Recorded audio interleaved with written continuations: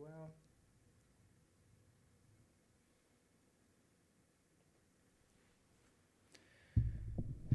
All right, we are live. The whole wide world can see us. No, it's not that scary. So, ladies and gentlemen, welcome back to the JD Photo Podcast. Today, I have a really exciting guest, Hannah from The Art of Us.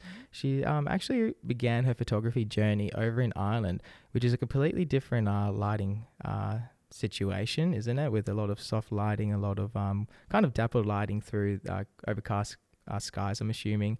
And you just generally produce a different kind of work compared to what you would do in West Australia. So Hannah's work's really amazing. So we're going to dive into a lot of how she thinks about kind of photography, what she does on the day to create these images, and to think about just like aesthetic in general, which is just a fancy way to say how an image looks.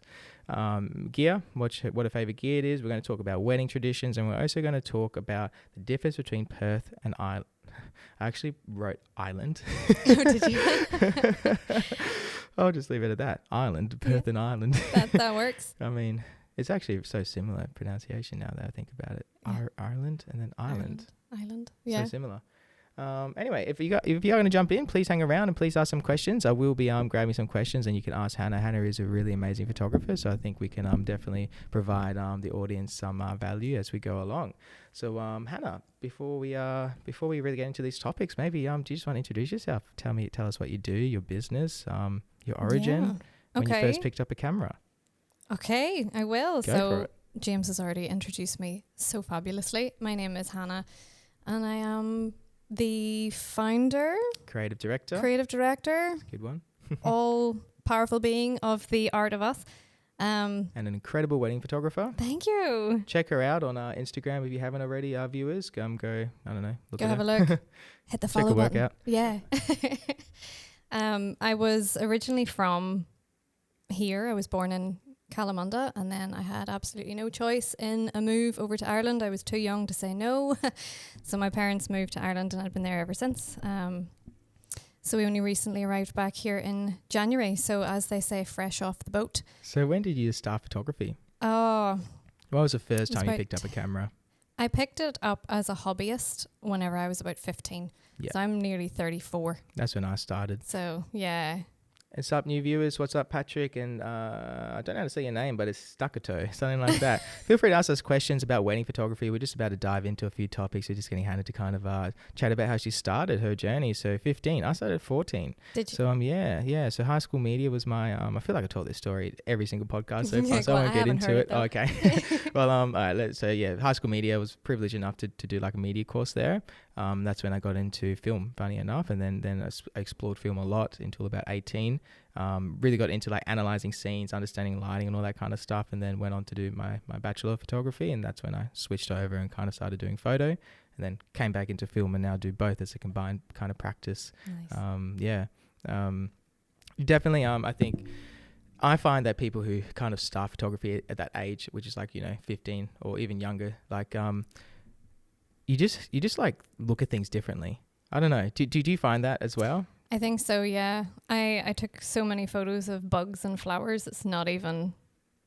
I don't have any of them anymore, thankfully, because they're probably not worth showing. But I'm entirely self-taught, so I didn't do... funny you say film background, because I was a commercial producer. So I produced commercials for television for a couple of years up in the Northern Territories, up in Darwin. Hated it. No disrespect to anyone who does commercial production. I just didn't have thick enough skin for it. I was too young at the time when I got that job. But I always had my camera in the background, and it was like my getaway. So I would have taken it to the beach and just done like landscape photography, just of the seascapes, anything that I could, that's how I used to do a lot of seascapes as well. That's one of my earlier pieces of work is up there. So gorgeous. I used to love going to the beach and just like exploring. I used to do a lot of street photography, a lot of travel photography. I think that's the way you get good, right? Is you kind of take it up as a hobby, and then you just explore it for a long time. Do you believe in like education for photography? I think if it's what you want to do, then go for it. If you want to go to university and get a degree in it, then go for it. But equally, if the amount of free education now that you can have access to is, there's enormous. A lot of it. Yeah. So if you want to go down that route, then go for it. But it's entirely a personal preference. For me, I didn't go down the photography route because it wasn't what was expected of me at the time. The 34-year-old in me now would just roll my eyes and say, I'll do what I want, thanks. But I was expected to do other things, and photography wasn't really seen as a real job whenever I was interested in it. So yeah, it was more of a hobby thing. Yeah, sure. So when did you have that crossover into it becoming a job? Um, And when did you realize you can make this a living and make money? Whenever I had my last child, so I have 3 kids, and I had my last child, and that's when I really found that I could make money from this. My oldest boy's 9, and whenever he was younger, I went out and I did equestrian photography, so all things shows, and you made a bit of money, but you were standing for like 12 hours and you got very little thanks for it. But as the kids, being a parent, being a mum, I find that sort of took over. So being able to dabble in between was really nice. It was a nice little getaway for me, and then obviously fell into weddings, and I never climbed back out. I loved it. You fell in love with weddings. There you go. I did. We just have a question in here from Gareth Photo, so maybe we can try and help answer. It is a business question, so we'll unpack it a little bit at the moment, Gareth. But we're not going to go too much into business today, but just to kind of answer your question. So he says that he lives in a small town in the US. How could I go from getting more business, getting more clients, I guess? I have an Instagram and a Facebook business page. Do you have any advice? Well, Gareth, the first thing I'm going to ask you, mate, is what are you doing to get yourself out there? What are you doing for marketing? What are you doing for networking? And are you doing any organic content? Once I get back for you, I can probably give you a bit more advice, mate. So photography was your getaway. Photography was your passion. It was your way of kind of exploring the world, finding new things, kind of bouncing out of your kind of corporate job that you found yourself in, and then being a mum and the stress of being a mum, and then maybe we can kind of explore that a little bit more. So what were you taking photos of to get away from things? Like me personally, I did a lot of landscape, seascape, all that kind of stuff. Street photography was really big for me, literally just wandering the streets of Perth, just like stopping people in the streets, being like, hey, can I take your photo? Wow. I have like thousands of portraits there of just random people. Did it when I went through India. Like I traveled India, and then just literally stopped people. I'm like, can I take your photo? And just have like all these portraits. I'll see if I can pull some up in a second. That's And cool. so just have all these photos. It was just like it was a big artistic practice for me, I'm going to say, and something that I did as a hobby instead. And I think that's how I kind of found my practice and found my love for it as well. So what was my question? My question was what did you do? Like, so that's what I did. What did you do as like I would have taken photographs of anything, not usually people, because I find having to interact with the people as an awkward 15-year-old a little bit difficult. So it was just things, it was other things. It was a gate with frost on it, and it was maybe a close-up of the frost, see how close I could get with my little kit lens, and then I was in the equestrian circuit anyway. My uncle was an international show jumper, so having access to big jumps and pretty horses, and and then I just got into local shows, and I would have started there, and some of the riders were getting married, asked me to do their weddings, and it started there, and it snowballed, and it never stopped. So wow, there you go. Yeah. So you literally just fell into it. I hate that saying, but yeah, I did. Yeah, you did. It just came naturally. It did. Oh, that's amazing. It actually didn't come so naturally for me. Like, didn't? No, definitely not weddings. Weddings were really hard for me to kind of push and get into. Yeah. I found the wedding industry really hard to crack. It was just one of those things that I felt like, I don't know, I never really got that opportunity where I like did a lot of friends' weddings. I started doing friends' weddings when I became like quite good. So like the first wedding I did, people were like, oh yeah, this guy's good, we'll get him in. I never like had that opportunity to shoot a wedding and found my footing from like a family or friend or anything like that. Yeah, okay. Which is really really interesting and harder to get into the industry because then how do you do it and how do you get in when you're you don't get given an opportunity from someone like that to shoot their day. Well, that's what you said to the question.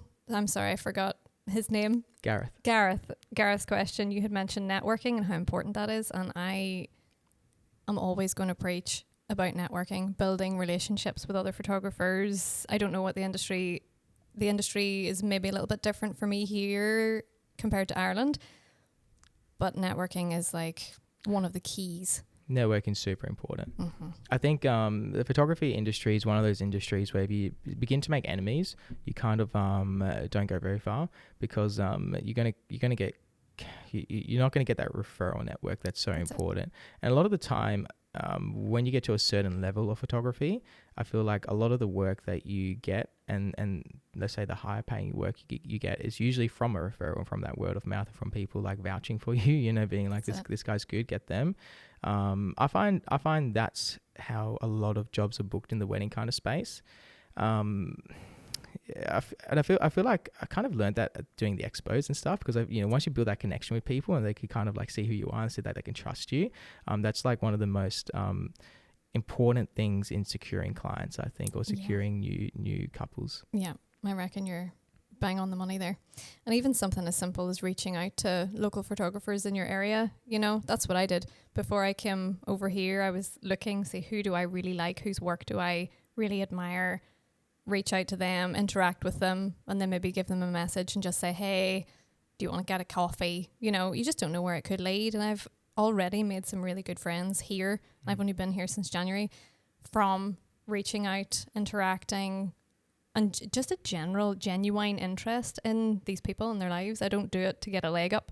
I'm genuinely interested in these people, who they are, what they do, what they see, because everyone's work is so different. And I find that really interesting. So having that genuine curiosity about other people is how you build good relationships, I think.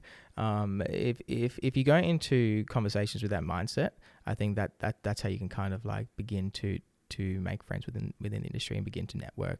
I agree. You don't want to go to these things and be like, oh, I'm going to come in as a business kind of mind. No, you want to go in, you want to meet the people, you want to have a genuine curiosity for who's there, and actually get to meet them, get to know who they are. Yeah. Well said.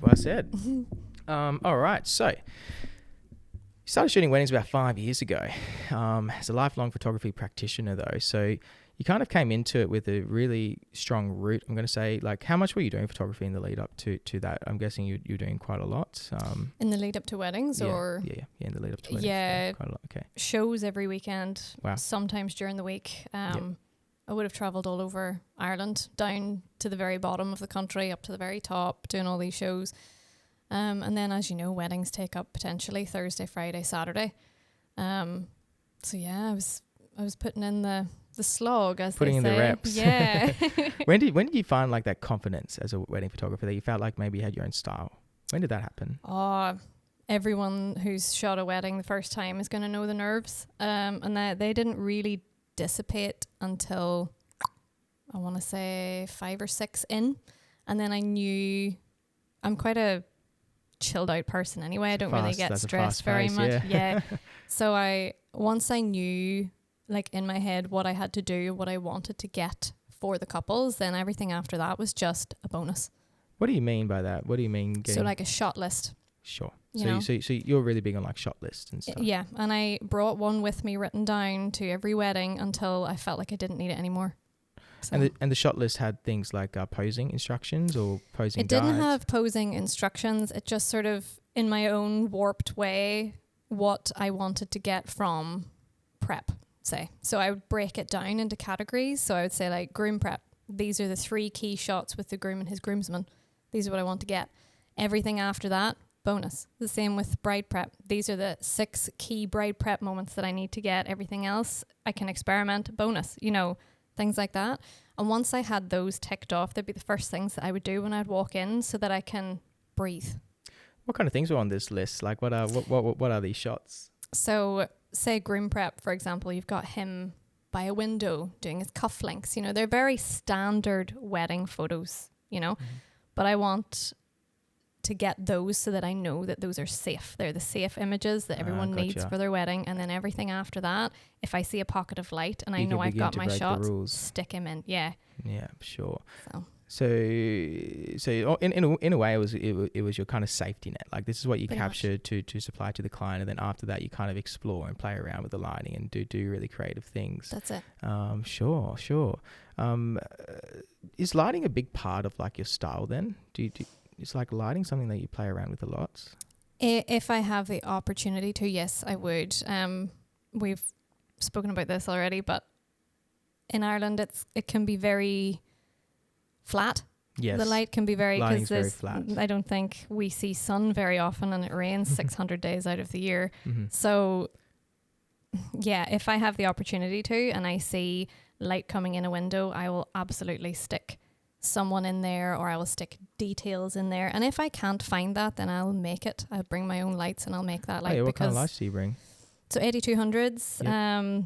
I have a couple of speed lights. Yep. I did buy recently this little gadget from Amazon, and it's like a nano light, but really cheap and handheld. It's like a torch, and you can stick a little thing in, and it looks like window light. Yes, I've seen I don't those. know what it's called, but it's brilliant. I forget now as well, but I've seen Small Rig makes them. They're like a 10C That's torch, it. and then you can kind of like hold it and project certain kind of patterns. Yeah. Those are really cool. I'm really big on an LED bar. I think LED bars are really cool as well. They have really nice lighting. You need to put it close though. I use COB lights as well with reflector dishes for receptions, and I'm actually a fan of harsh lighting. I think harsh lighting actually looks really, really good if you use it correctly. I think there's a difference between harsh lighting and midday sun lighting though, and I think that's something that is quite particular to Perth, where the sun does get really like high up in the sky. And you know what, let's come back to this later where we actually talk about the difference in Perth and Ireland. And we'll go into lighting there and how kind of the two kind of settings are different. But to bring it back to like your shot list and stuff, I guess what I was trying to ask is, obviously, you know, your posing is a really big part of what you do. You're very good at posing. Mm-hmm. Like, you know, when I look at your work, like it's very refined in terms of how the image is structured with the model, with the couple. But it seems like there's another element there that you're thinking about, maybe subconsciously or even consciously. And your work has a very kind of... I can tell it's yours. Like it strings together. You know what I mean? Thank well, you. it does. It has that like connection with each other. It's not basic as well. You know, like you can see sometimes work might be strung together because there's like a kind of all the images are very flat, or all the images have the same lighting, but your work is different from one to the next. Yet it's all united. Yeah. I don't know. It's like, do you see that in your work? I do. I try to marry everything together. What is that? What are you doing? I have no idea. Pick your brain. I like there to be a cohesive nature to it, but then, you know, you shoot weddings. Sometimes that's not the case. Sometimes the cohesivity, if that's even a word, can die out. It's a word now. Is it? Well, if it wasn't, it is now. Sometimes, you know, we're not always in control of the surroundings, you know, on a wedding day. So sometimes, you know, if you've had a wedding day and it's been lovely, and then all of a sudden there's a storm and it goes really dark, and then you have to think on your feet and try and bring that cohesive and adapt. Try and bring it back so that it tells the story and it flows nicely. Right. But I think I don't particularly like the word posing. Okay. Only because, not for me, like for me I use it, that's fine. But if we use the word pose to a client, they tend to get a little bit frozen and rigid. So I would just, if I was speaking to a client, I would just sort of say, I will guide you into a position. Yeah, guiding. You know, guiding is a lot softer than pose. Sounds really harsh. So I think it's in your language and how you speak to your clients, and subtle changes like soft hands, or only show this part of the hand because it's the slimmer part of the hand. You know, looking for angles that are flattering is also, especially for women, is really important.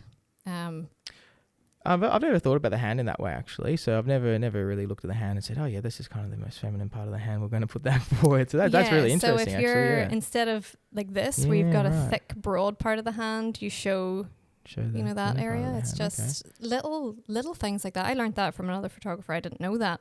And I had done a workshop, and he was one of the coaches at it, and he said that, and it always stuck with me. If that was one piece of information I took away, it was that.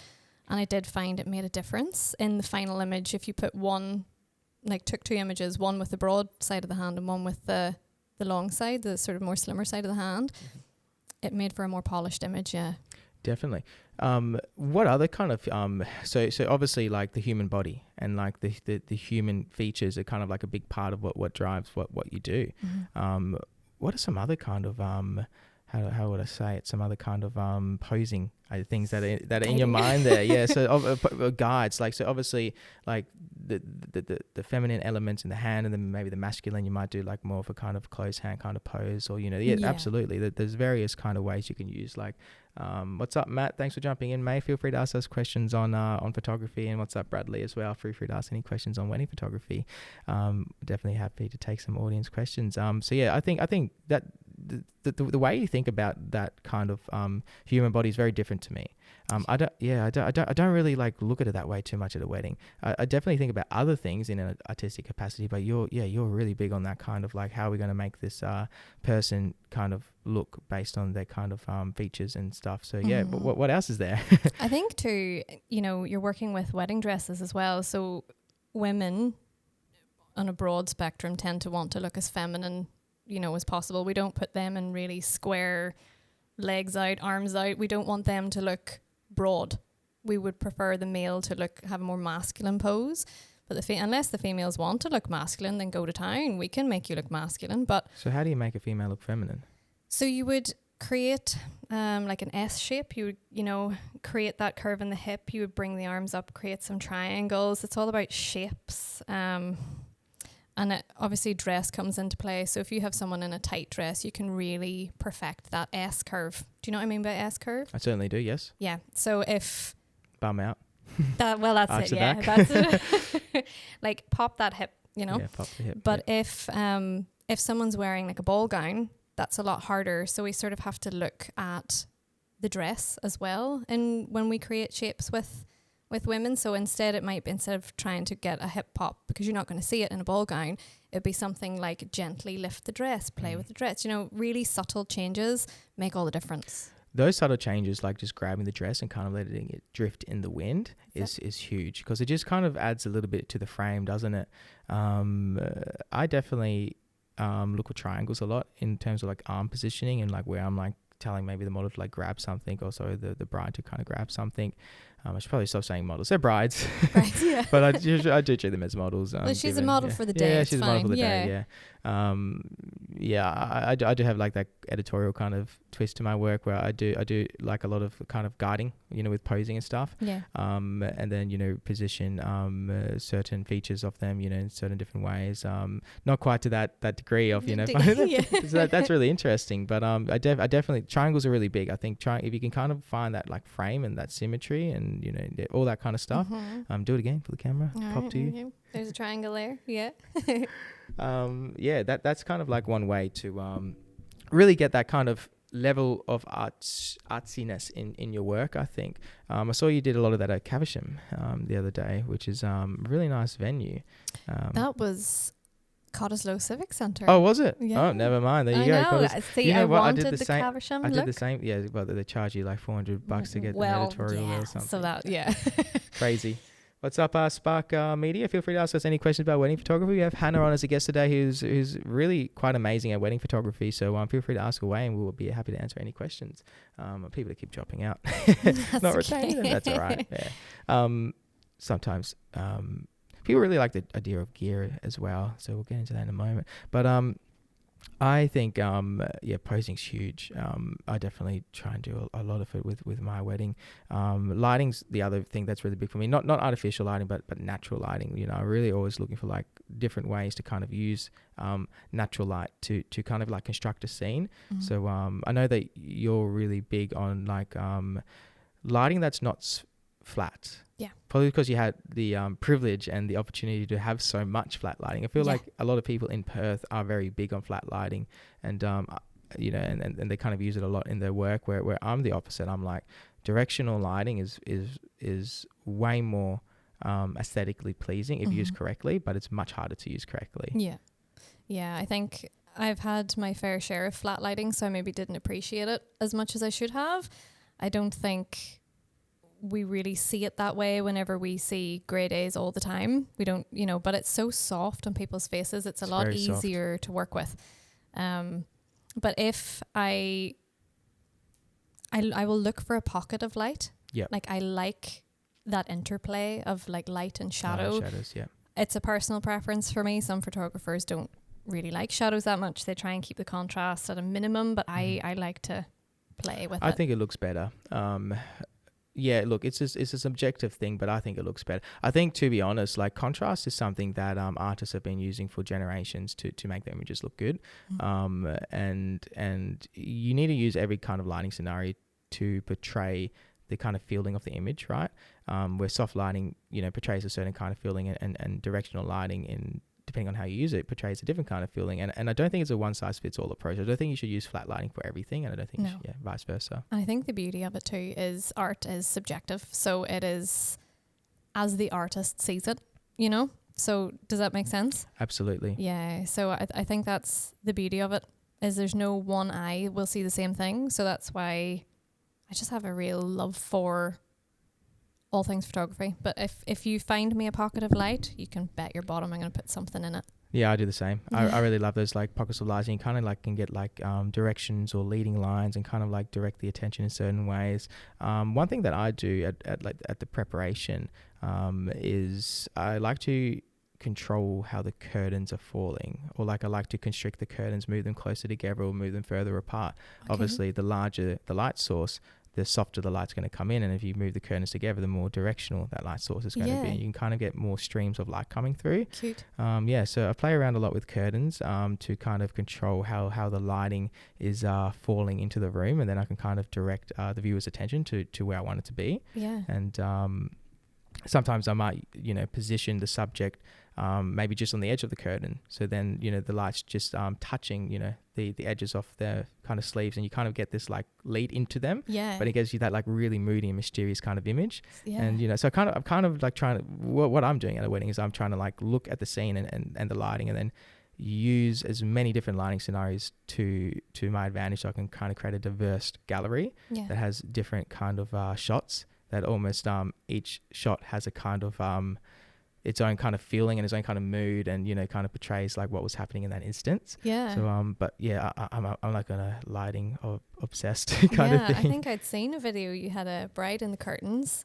Yep. Didn't you? Did that recently? I'd seen that. Yeah. Bride in the curtains. So definitely like to position brides in the curtains. Like them to grab the curtains as well. I think if they have to touch things, it's a lot more natural when people are touching. So if they're touching their hair, if they're touching their dress, then standing, yes, you can tell them to hold their marble, for the very traditional, hold your marble or your peanut or whatever it is that you tell them to hold. Mine is a marble. But I think that's a very traditional, you should maybe, you get a couple of those and then move on. I think, they touch their dress, they touch their hair, they touch an earring, I think people have to touch something for it to look more natural. I agree. And I think that natural kind of style of photography is really what's taken the industry by storm lately. It's like it's just come in and it's just like swept that kind of old way of work in a way. I think there's two reasons that happens. I think the first is gear. I think gear has become so good that we can shoot on the fly, and we can shoot in that capacity of actually having movement in the frame. And keeping focus. Yeah. And so I think that's one thing. And then I think the other thing is, that society's changing. Yeah, modern views, hey? People like the modern stuff. I got married 10 years ago, and the style of wedding photography that was taken on my wedding day is a dead and dying breed. People don't want the very, where you have the bride's train out and you put the flowers on the train. You think really old-fashioned wedding photography, and I don't think that's a thing anymore. Or if it is, it's not going to be around for much longer. No. And I think it's because social media is like the driving force of society at the moment. Yeah. And a lot of what kind of drives social media is that kind of candid look into your world, right? Like, people are posting these highlights of their lives, but it's made to look like it is just their natural life. So there's almost this like candid element to it, but it's also refined at the same time. If that makes sense. I think if you can find the balance, then you're on to a winner. I don't know, where would you place yourself? I would sort of, if it was me, I would say I'm in between like documentary and editorial. So I'd be a mix of the two. Definitely a mix. I don't think you can be one or the other. I think I'm definitely an editorial photographer, because even when I am acting as a documentary kind of fly on the wall, I'm still interacting with the scene. That's Yeah, and I'm still playing around with the curtains, and I'm still moving around the kind of objects. Yeah. You know, a pure documentary or photojournalist photographer wouldn't touch anything, right? That's it. And And they I kind don't of- think people understand that. I think Yeah. people want documentary because I think it's a buzzword at the minute. No disrespect to documentary photographers, but I don't think people understand what true documentary wedding photography is, where they won't interact in any way, or if they see, you know, something that maybe if you tweak it, it could look perfect, you know. And I don't mean that in any disrespect whatsoever, but that's what I have found recently, is that people don't really know the true meaning of documentary photography. You need to make a social media reel.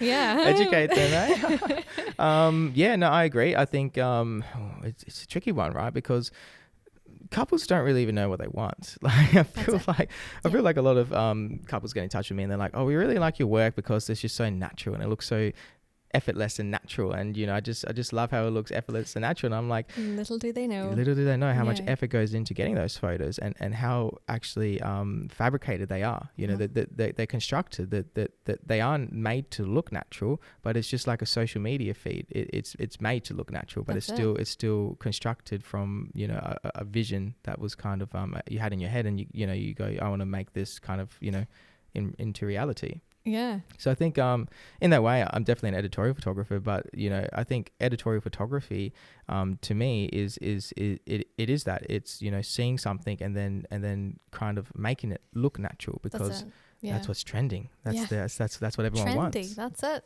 Yeah, no, I agree. I would be a solid mix, but I would lean more on the editorial side. I do like to adjust my people. It doesn't sound very friendly. You like to guide them, I like to guide them. and you can definitely see that. Yeah. I've worked hard, you know, to get it the way I want it, you know. Well, it seems like you definitely have, you know, because doing things like, you know, making pose guides and bringing them to weddings, it seems easy and it seems like straightforward, but I bet you like working out what poses you actually wanted to capture was probably really difficult. And it is, and it all varies on the couple as well. Like I can have that guide, but I use it as a guide. It's loose, because you might have a groom who is really uncomfortable and doesn't want, maybe someone like my husband who has no interest in public displays of affection, doesn't want to touch his wife's face for a photograph or lift her chin or anything. So you have to read the room and be adaptable. That's really difficult. Yeah. Like reading people, understanding what they want. That's it. Understanding how far to gently push. Yeah. Yeah. You see, I'm going to be honest. I'm like a really I don't know how to say it. I guess an intense kind of person. Okay. And if I see a scene and I see a photo, I'm going to be like, we're doing this. We're doing it. Yeah. Like this photo is going to be amazing. And couples have been like, oh, I don't know. And I've been, all right, you know, we won't do it. But then they've always like second guessed and be like, okay, maybe we should. Yeah. So I don't know. Like, yeah, I think I am quite pushy, to be honest, and probably get a little bit too excited about a scene and maybe kind of encourage people a little bit too much at times to go and actually take those photos. But what I've found is that when I produce that kind of work and, you know, I see something and I go, you know, that's going to be amazing. Like, you know, I'm really excited about it. Do you guys want to go do it? And they're like, oh, I don't know. And then, you know, they're kind of, okay, let's go do it. And then we do it and I show it to them. They're usually just like, whoa, that looks amazing. So when it comes down to trust in your photographer then, isn't it? It does. Yeah. It does. And it comes down to the confidence in the photographer as well. That's it. And yeah, it's hard to find that, you know. It's like I think in order to become a confident photographer, I know for me at least, I needed to become confident in my work and I needed to know people actually liked it. And the only way I worked that out was from trial and error and trying things out, you know, doing my lighting and actually getting feedback from people and being like, hey, do you like this? And that's really difficult to do, you know. It's difficult to put your work out there and to actually get critiques on it. Yeah. But I think you have to be open to it. I think if you can't stomach a critique when you ask for it, you need to give yourself a little bit of a shake and say, this is a learning opportunity for me, you know, instead of taking it to heart, because a lot of people would feed forward, not feedback. That's it. I like that. I never heard that. Yeah, feed forward. Yeah, feed forward. Yeah, yep, and I'm gonna use that. Yeah, and I always try and take feedback feed forward in, and you know, make sure like even if it is criticism in a way, you know, I'll try and like find like what's in there that we could do differently next time, and I always look at my work in that way. I think to be a good photographer, you need to not only have an open mind about, you know, how we're going to communicate with people, but you need to have an open mind about your work and actually appreciate that maybe your ways of doing things isn't actually the best way, and there's a million different ways to do what you're doing, and you need to always be open and willing to learn. I think too, you'll notice, I'm sure you will look back at your work from 5 years ago and you put it side by side and go, wow, I've grown, you know, and these growths happen through feed forward. Isn't that what you say? Feed forward. That's it. Yeah. I agree. I think that's really really true. The other thing I do is I go back to old photos that I've taken and I kind of re-edit them. I do that too. Yeah, I've been doing it a lot lately, and you know, like see how your style's changed, how you look at it, and how you want to process it. Yeah, I do that too. I'll show you one in a moment that I wish I could bring it up on this screen here. What's up, M. Cuisine? Feel free to ask any questions about wedding photography. We have Hannah on today, who is an amazing photographer who specializes in weddings from Ireland. Oh, he's gone. Bye. Oh, it's all right. They can watch it back. It's fine. Yeah, no stress. We'll just have a chat ourselves today. Yeah. Screw the viewers. No, I love you guys. Where was I at? Yeah, and I do a lot of re-editing, and it's interesting to see how my eyes change, but it's also interesting to see how I am able to just do things like come in and crop and just do like some different exposure, kind of masking and brighten this part of the image and kind of edit how I would today. And my old work actually gets surprisingly close to what I'm producing today. Yeah, good. Usually a lot of the time it might just be cropping in a little bit closer, or it might be finding like a detail, because I found as I've become more confident as a photographer, rather than shooting wide, I've kind of come in closer, and I've kind of started to focus more on like emotion, moment, details, and that kind of stuff, rather than just, you know, a wide portrait of someone. It's like it's kind of tightened and become Would you shoot it tight, or do you shoot it wide and then crop in? Or both? I pretty much shoot how the image is going to come out. Okay. So yeah, I've kind of rarely crop my photos now, unless it needs to straighten. So like I will straightening twisted photos and stuff. Horizontal. Yeah. But to be honest, sometimes I still like look at a photo and I go, wow, you know, this is like I've taken it really wide, but I can really crop in and I can just focus on the hand here, or I can just focus on, you know, the gaze of the couple, and like that's the moment, that's like what really stands out, and I can kind of like hone in on that, I find. Yeah, and I think technology now allows it a lot more than it used to. And I think that's what has driven this kind of like change, right? In where weddings are going and the style that people want, is because we are able to produce this work, and I personally think it's objectively better. 100%. It's way better to capture like, you know, a natural moment of a couple that has been guided, rather than just have them stand there and pose. Guided. Yeah. No, I agree. Yeah. I agree. And I think you can be quick with it too. I don't know how you structure your portrait sessions. I don't know how I structure them here, because I haven't had to do it yet. But in Ireland, I would usually, for couple portraits, I would have structured it in 2 separate 15-minute slots. Is that all you do? 15 minutes? 30 minutes. Wow, that's all I need. I don't need to keep them for any longer. Usually the first 15... Now, this is not including family photos. Okay. Or, you know, the traditional, everyone stand here and smile. It's not including those, because they can be like herding sheep. But I find that I don't need any longer. 30 minutes max is all I need for a couple of photos. So I think so as well. Yeah. I try and keep them longer though. So a lot of the people come to me and they're like, I really love your work and I want to reproduce it, and they go, can we book like an hour time slot? So I usually book them into an hour, to be honest. Yeah. And then within that hour I will do so many different types of scenes though. So, you know, I'll do 45 minutes is probably the average I book, and then like an hour and a half is probably the longer side, and then like 30 minutes is probably the shorter side. On a wedding day? On a wedding day, yeah. Because I don't know, again, with the structure of them here, but in Ireland, it's usually I would have taken them while the guests were having cocktail hour. I do that as well. Yeah, so, and it's 15 minutes. That one would be 15 minutes usually. Yeah, go back, have a couple of drinks, and then depending on the couple, they might go out before dinner, or if they like a bit of direct flash, then we'll do something in the evening time or at dusk or something like that. That's right. That's what I do as well. So I might split it. I might do like a 30-minute, then a 15-minute to try and give you them a bit of a diversified kind of look. So maybe one flash and one kind of natural line. And yeah, so that's huge as well. I don't know. I find an hour works well if they kind of want to utilize the entire grounds. So let's say they're doing, I don't know, like I'm not going to think of a venue now. Or let's say UWA. You've been to UWA, and there's like many different kind of spots to shoot at there. Okay. So, you can do like the garden, you can do the old buildings, you can do the lake. So if they want like photos in each location, then maybe that would be like an hour shoot. Yeah. But if they just want to like quick photos at one, that could be a 30-minute shoot kind of thing. Yeah. So that's kind of how I structure it. So it depends on how many photos the couple wants. Because I could shoot all day. Yes, okay. I could find little different pockets of things to do and different ways to capture things, and then I can bring in the artificial lighting as well, and kind of really diversify the shots there. I think it's when you get a client that just trusts you wholeheartedly. And those are the clients you want. Absolutely. Yeah. They Hard are to the get people there. that you want. Yeah. We'll manifest them. Yeah. I think that the big thing with that is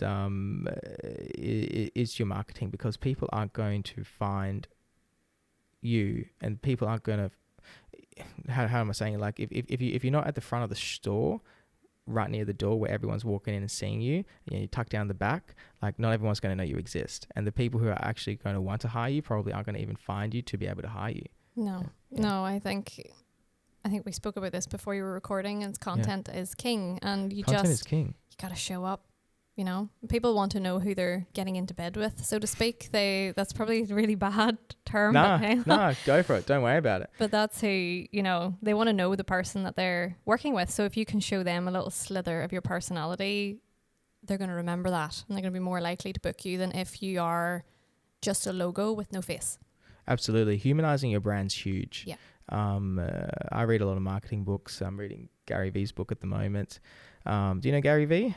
Gary Vee? No. He's a crazy marketing guy. He's built one of the largest marketing empires in the world. Oh, wow. He's huge. He's he's like the organic king kind of, or the organic content king. So he just pumps out organic content all the time. It's just like one of the most popular personal brands of all time. Yeah. But he talks a lot about that, how content does just rule everything, and that's where attention is nowadays. And if you can work out where people's attention is and put yourself in that spotlight, then people are going to know you. And it's a popularity contest, really. Yeah, and I think you asked me when I came in, was I nervous? And I was like, nah, not at all. I'm on Instagram all the time.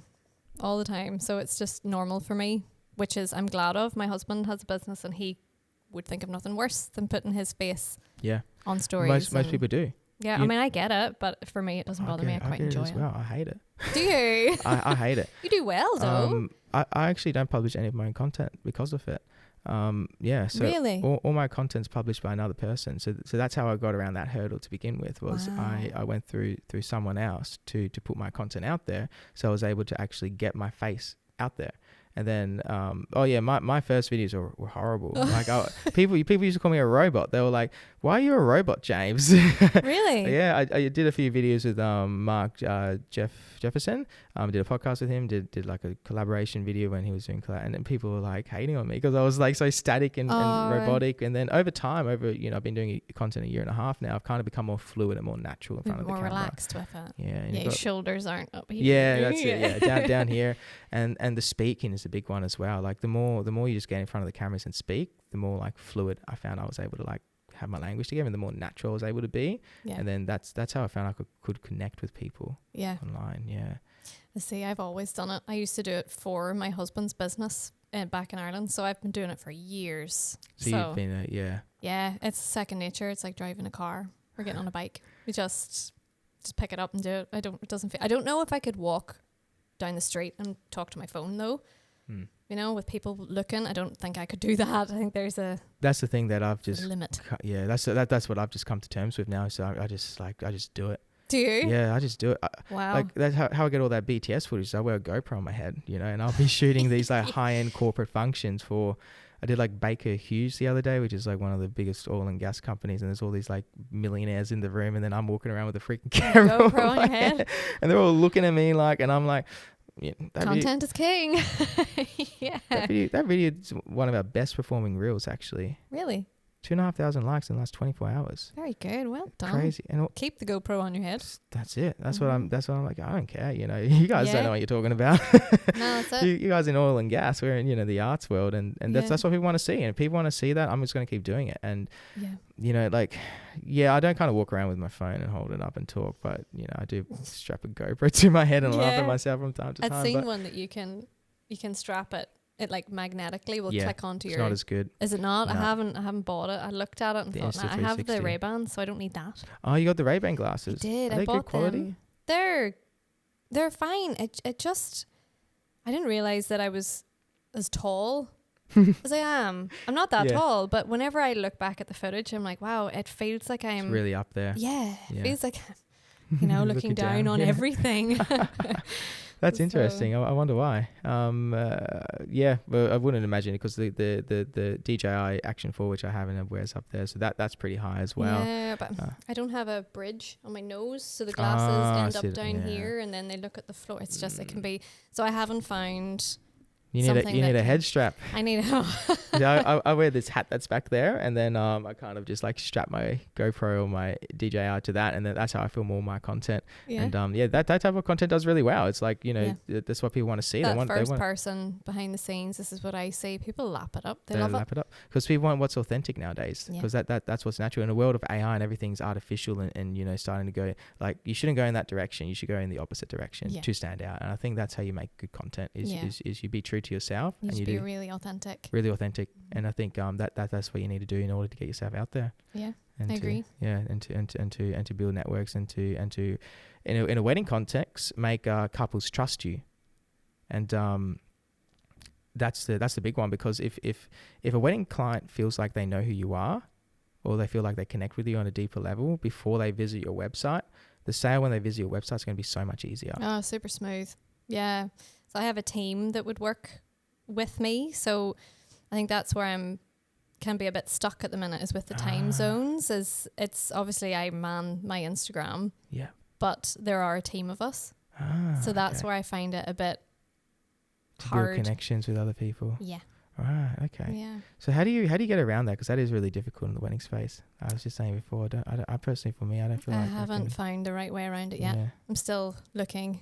So how do you structure your team? How do you do them? Are they shooters? Are they editors? Are They're they, shooters. yeah, and then, Shooters. and then Because are they people you've trained? Are they subcontractors? they are people who I've worked with multiple times, Yeah. people who have gone to my workshops. I've hosted workshops a few times. I'm not an educator. I just enjoy putting editorials together Mhm. and watching people just go to town. And then you can like filter through and pick out the ones you want to work That's with. it. Yeah, great.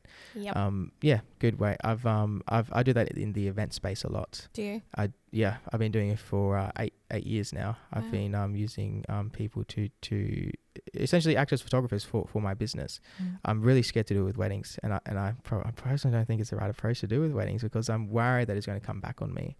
Yeah, Because, I think I would never send someone to a wedding that I don't trust wholeheartedly. No, you have to trust them And the wholeheartedly. people that I send, they know how I shoot and they know what I expect, and I Yeah. know how they shoot, and I know their work. You know, I know how they would pose. So I have a shooter, Sharon, and she would work differently to another shooter that I've got called Tersha, but they're both core parts of my team. They Mhm. shoot in Ireland for me because obviously They're an eternal team. they are an essential. They are the crux of the Art of Us at the minute, because I am over here. But what I mean, an internal team is you're not just going on Facebook going, oh, I need a photographer tomorrow, no. please please No, come no. in and shoot for me. No. Here, someone just said, bingo. I always create the rapport first with the client, especially when it's for their wedding. Are you guys looking for a second shooter in the USA? I'm personally not. Oh. Hannah might be. Touch base with her, mate. Her work's incredible.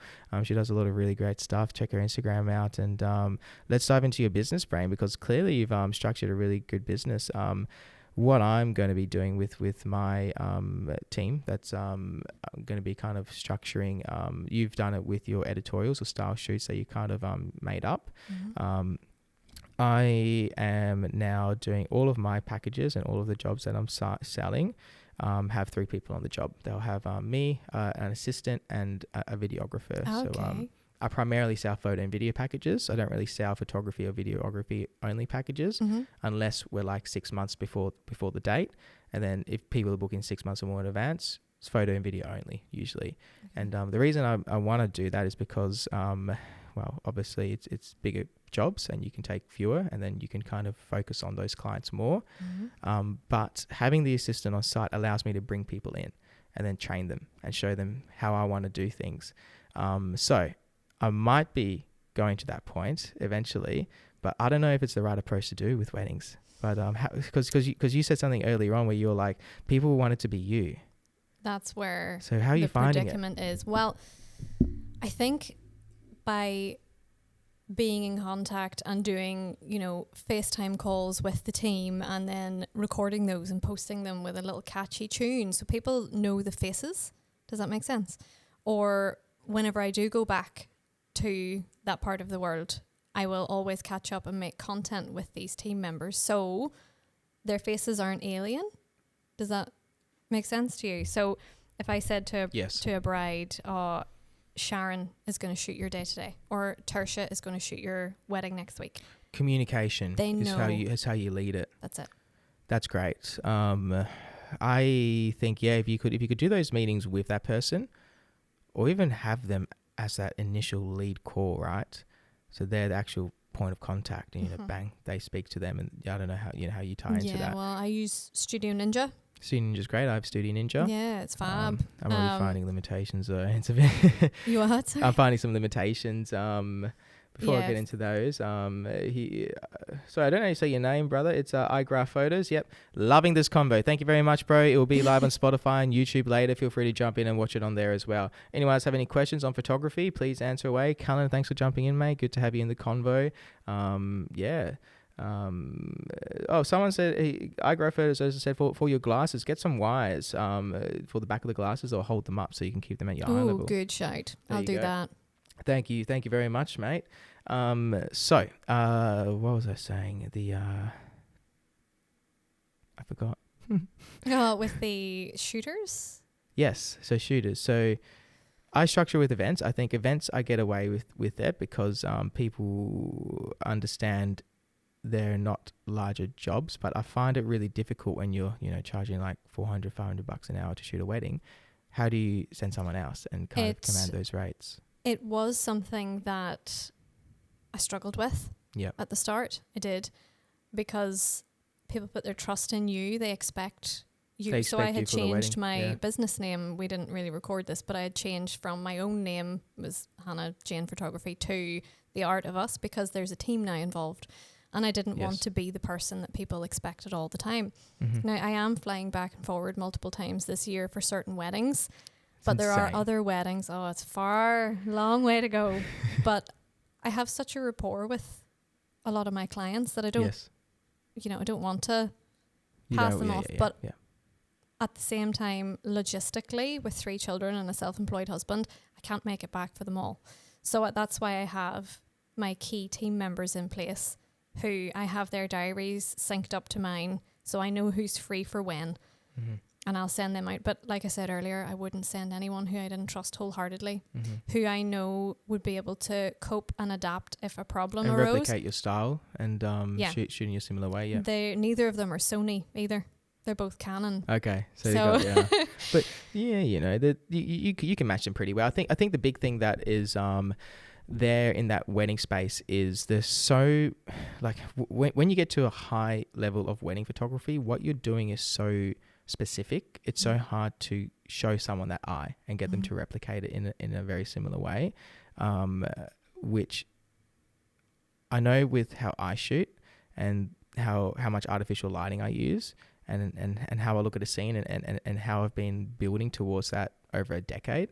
I don't know how I'm going to be able to transition that knowledge on without actually having someone shadow me like every single wedding for the next 2 years. So that's kind of what I'm hoping to do, really. I would give them a cheat sheet like I had. Okay. Give them, this is what I would do for my team members. I would give them my key shots.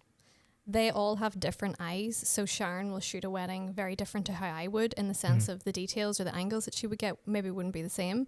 But she has that shot list and she gets those key shots that I need to maintain the style that I shoot with. Does that make sense? It does. Yeah, it does. So Your obviously your parameters aren't going to be super tight, but you're allowing for a little bit of breathing room. it's like a yeah. blueprint almost. So they Yeah. follow this. They get these shots and then they go to town and they experiment if they want to. If they want to keep it slightly safer, they can. If the weather's being horrible, then, you know, they might be limited outside. It depends, but they're both really competent shooters, Mhm. and I don't give it a second thought. When I know that they're at a wedding and Yeah. I'm at the park with my kids, I don't give it a You second know, thought. You know they're going to be there and they're going to be good. And that's what you need. You need the right people to drive your business. Yeah. Definitely, you can't do business on your own. I think, but you need to kind of work out what your role in the business is going to be as well. And like having designed and designated roles is very, very important.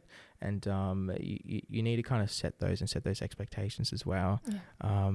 Yeah. I guess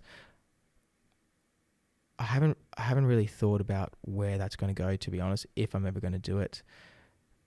I think my goal with weddings is to provide a service that is only taking in the big jobs, like big jobs, and photo video only, 20, 30 a year, and that's it, cap it, like do no more. Yeah, no more than Yeah, that. no more. So like Yeah. weddings are like this, the brand name, like that's the work that's being put out that attracts people into the business and gets people interested in what you're doing. So that's how I'm trying to think about weddings, if that makes Yeah. sense. Yeah, makes sense. Yeah, and I get worried that if I don't know, if I kind of bring someone else in and get them to start shooting it, there's a lot of anxiety for me that I wouldn't be able to get to that point I got with events. Where events we could shoot 6 in a night. That's the most we did.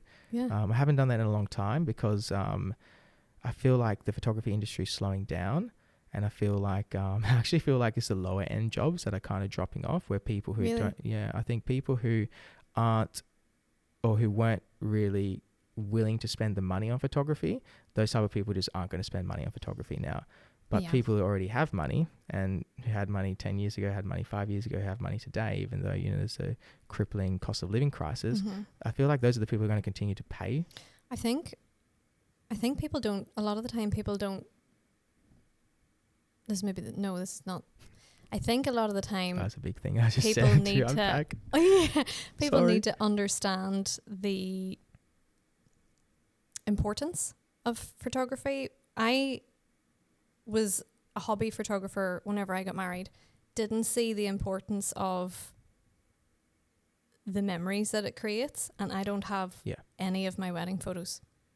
And I really regret not spending more money and having those memories, because I don't have any now. I think the only photos I have are ones that other people took of me and that I shared on Facebook 10 years ago, and that's the only wedding picture I have. So I think your ideal client is the client that sees the value in the memories, and that's who you want to be attracting. You don't really want the people who are going to try and ask you for a deal, or, for a 10-hour package, see if you can do it for $500, or, does that make sense? Absolutely makes sense. So I was just reading something, but keep going. Yeah. Yeah. If I'm ever looking at the screen, it's because I'm reading a comment and finding Okay. it, trying to work out a time I can bring it in. I'm just going to go and read it. So iGrowPhoto said, how do you both go about culling photos after a wedding? I feel as though I want to see every shot instead of using AI or delegating the work. I will go ahead and answer that one first. There's a fine line between getting it done and getting it perfect. I think you need to work out where your efficiencies are, and what I mean by that is sometimes taking longer and getting it perfect isn't always better than getting it done and getting it out. How much more value are you going to provide to the client if you have 10 extra photos in there that wouldn't have been included, but it's going to take you, I don't know, a month longer to get it out, So, I use Aftershoot. I use Imagen. Everyone's on Aftershoot. Everyone says it's cheaper. I don't know if it's better. Oh, I don't know. I got an offer on Aftershoot and I use Aftershoot, but I don't use it to edit. I use it to cull. So it automatically takes out somebody who's, or when I say take out, it'll put into a folder someone who is blinking, or someone who, say it's slightly blurry, it'll put that into a category. So I still have those, but I don't have to go through myself and find them. Does that make sense? So I can still access those if I need to, if I want. If say I took a motion blur photo and I did it intentionally, after shoot we'll take it out, put it into a category, a folder that's blurry. But I can just go into that folder and pick it back out if I want it. It just gives me the best of the photos that I've taken, and then I can use those and edit them. But I will still check all the folders just in case, because you just never can tell if there's an accident or it's removed something that it wasn't supposed to. But I do find that it has sped up my workflow quite considerably. It sped up my workflow a lot as well. I think you said about the stacking feature of it, and enables you to kind of preview the photos faster. Yes, you I don't check every stack. Like let's say if it's a group shot and I know I only took, I don't, but things like candid moments, I find like it often might struggle with those a little bit. Those are the ones I go into. So, there's like 20 photos in a stack or something that's a candid moment. I'll be like, we'll go into these and we'll unpack these and actually try and work out. No, I'm the same. I think it just removes the trash quicker than I would do it, because I'm really slow with that sort of thing. Yeah. I really hang on to each image, whereas after shoot just takes that hang on off for me. It does. And you need to just kind of ask yourself, like I said before, like how fast do you need to turn these around for the client to be happy? What's the kind of expectation there? And then you need to work out, is it really worth you spending that much longer doing it? I just want to bring you back to what you were saying before about how you felt about not having your wedding photos, because that's a really important point. Thanks, iGraph Photos. Really appreciate you taking notes on what we're saying, and glad we can provide value. Catch you next time. He's really happy. So a little USA fan. Oh, that's nice. Just bring you back to what you were saying about the value in wedding photography and videography. I think both are kind of equally as important in my opinion. I offer both, and I offer both because I'm passionate about providing both. I do weddings because I'm passionate about weddings, and I want to provide the best service I can to my wedding couples. And I want to work exclusively with those people, like you said, who see the value in wedding photography. Your story, which is, you obviously don't have any of your wedding photos, and it's deeply upsetting. Yeah, it's I didn't do video either because I have a very typical Northern Irish husband who doesn't want the fuss. Yeah. So we just didn't do. You're probably trying to say a bit of coin as well there at the same time. Yeah, pretty much. And we were young when we got married. Like we were 21. Oh, okay. Yeah. Wow. So like really young. Yeah. 21, 22. And it was a family friend who did our photos, and he was in his day a professional photographer, but the style was very old fashioned. It's outdated. Yeah. Yeah. So it was. See, sometimes those referrals that you get, and you just kind of like book in, Auntie Jane's long lost kind of. That's it, and then you get the deliverables back, and it's not. You're let down. You're let down, and a lot of the times because those referrals and those words of mouth probably aren't who you want to work with. You do want to find people that are putting the time into marketing and finding people, and Well, that's it, but also yes, an Instagram feed is a beautiful portfolio, but you need to look at people's galleries, full galleries, because a lot of the time I've seen. I think you touched on this on another podcast because I listened to it. There are people that would use a styled shoot, say, and say that it's a wedding, and you're booking beautiful images because those images have been set up for these people, and you're like, these are stunning, but when it comes down to actually working the wedding day, maybe this person isn't as experienced, they can't really adapt if something weather-wise went wrong, or so yeah, I don't have my wedding photos, and I really regret not putting the money into or doing any research on someone that I really liked. So yeah, my walls are suffering because of it.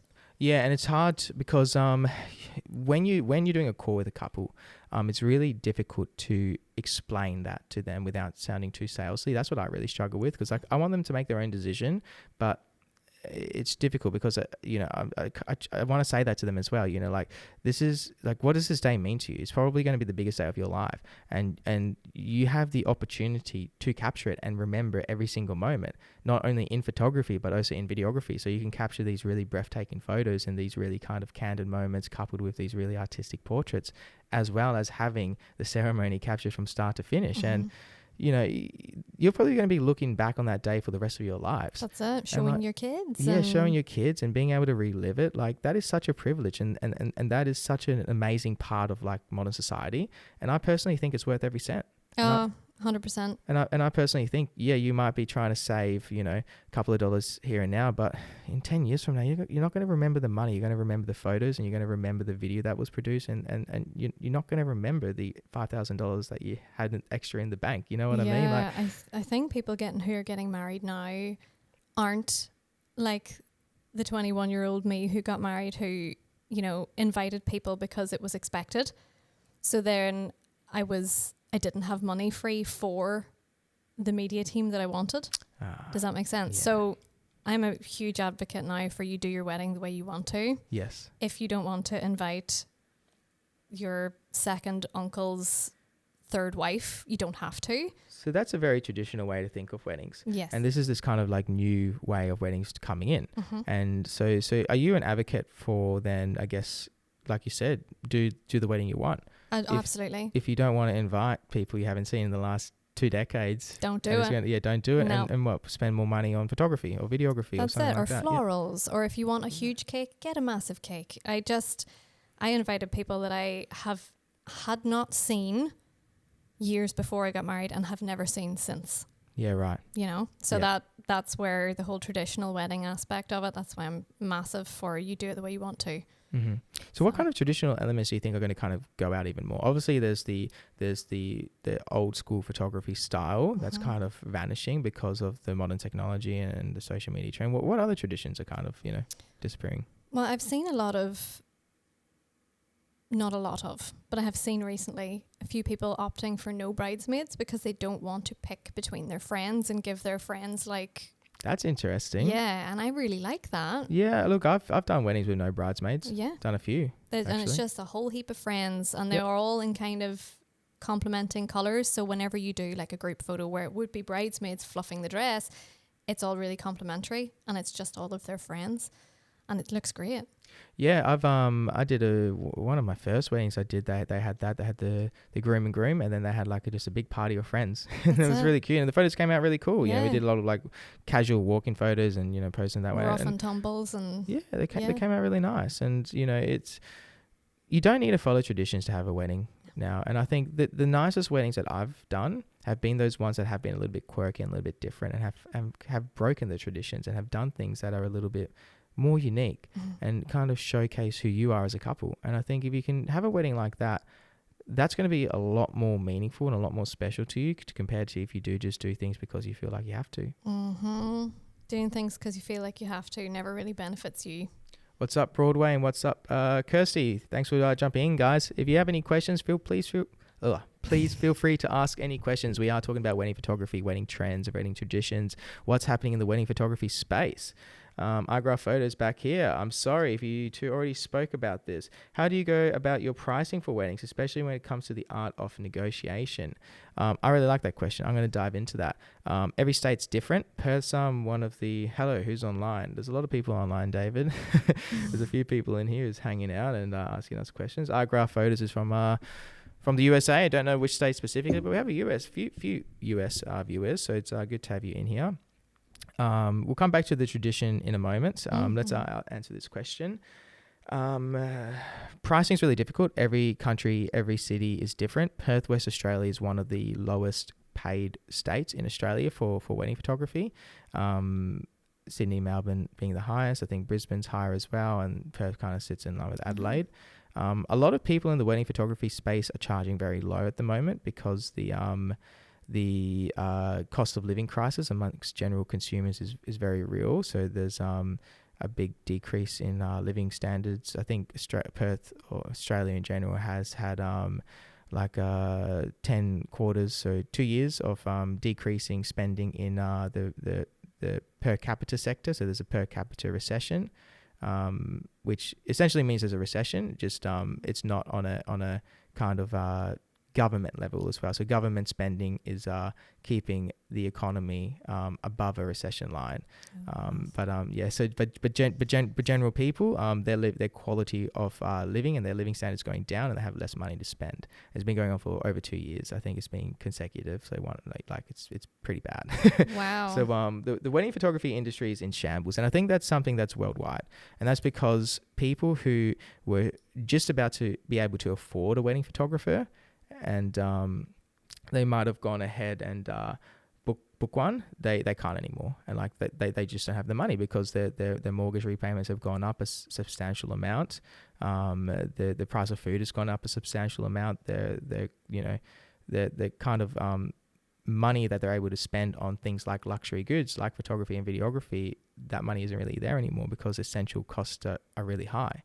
So I guess what I'm trying to say is pricing your work as a wedding photographer requires a really deep analysis of what's going on in the economy, and you need to kind of like assess that and then work out how you're going to position yourself in the market. And you kind of just need to get rejected a few times, I think, in order to be able to understand what you're worth and how much people are willing to pay. And then that's going to kind of give you guidance. What you want to avoid doing is discounting your work. I think I wouldn't negotiate a wedding service. I think you set your prices as a wedding photographer and you stick with it because that's what you're saying you're worth. When you don't get bookings after 4 or 5 attempts, maybe then you might reevaluate how much you're charging and you can reduce. I think probably the smarter option is to just work out ways you can market yourself more effectively, because if you get in front of the right people, given your work is good enough, you're going to be able to command a more premium rate and charge more. Yeah, I think too, making people feel like they're getting more for their money is also really helpful. So like depending on, I don't know, I usually send out like a welcome thank you box for that's cute. Clients who book. It might be something simple like a face mask and a scrunchie and a box of chocolates. Do you know, it's something really simple, but it leaves that it's something really simple, really minimal cost to me, but it makes the client experience already really, really good.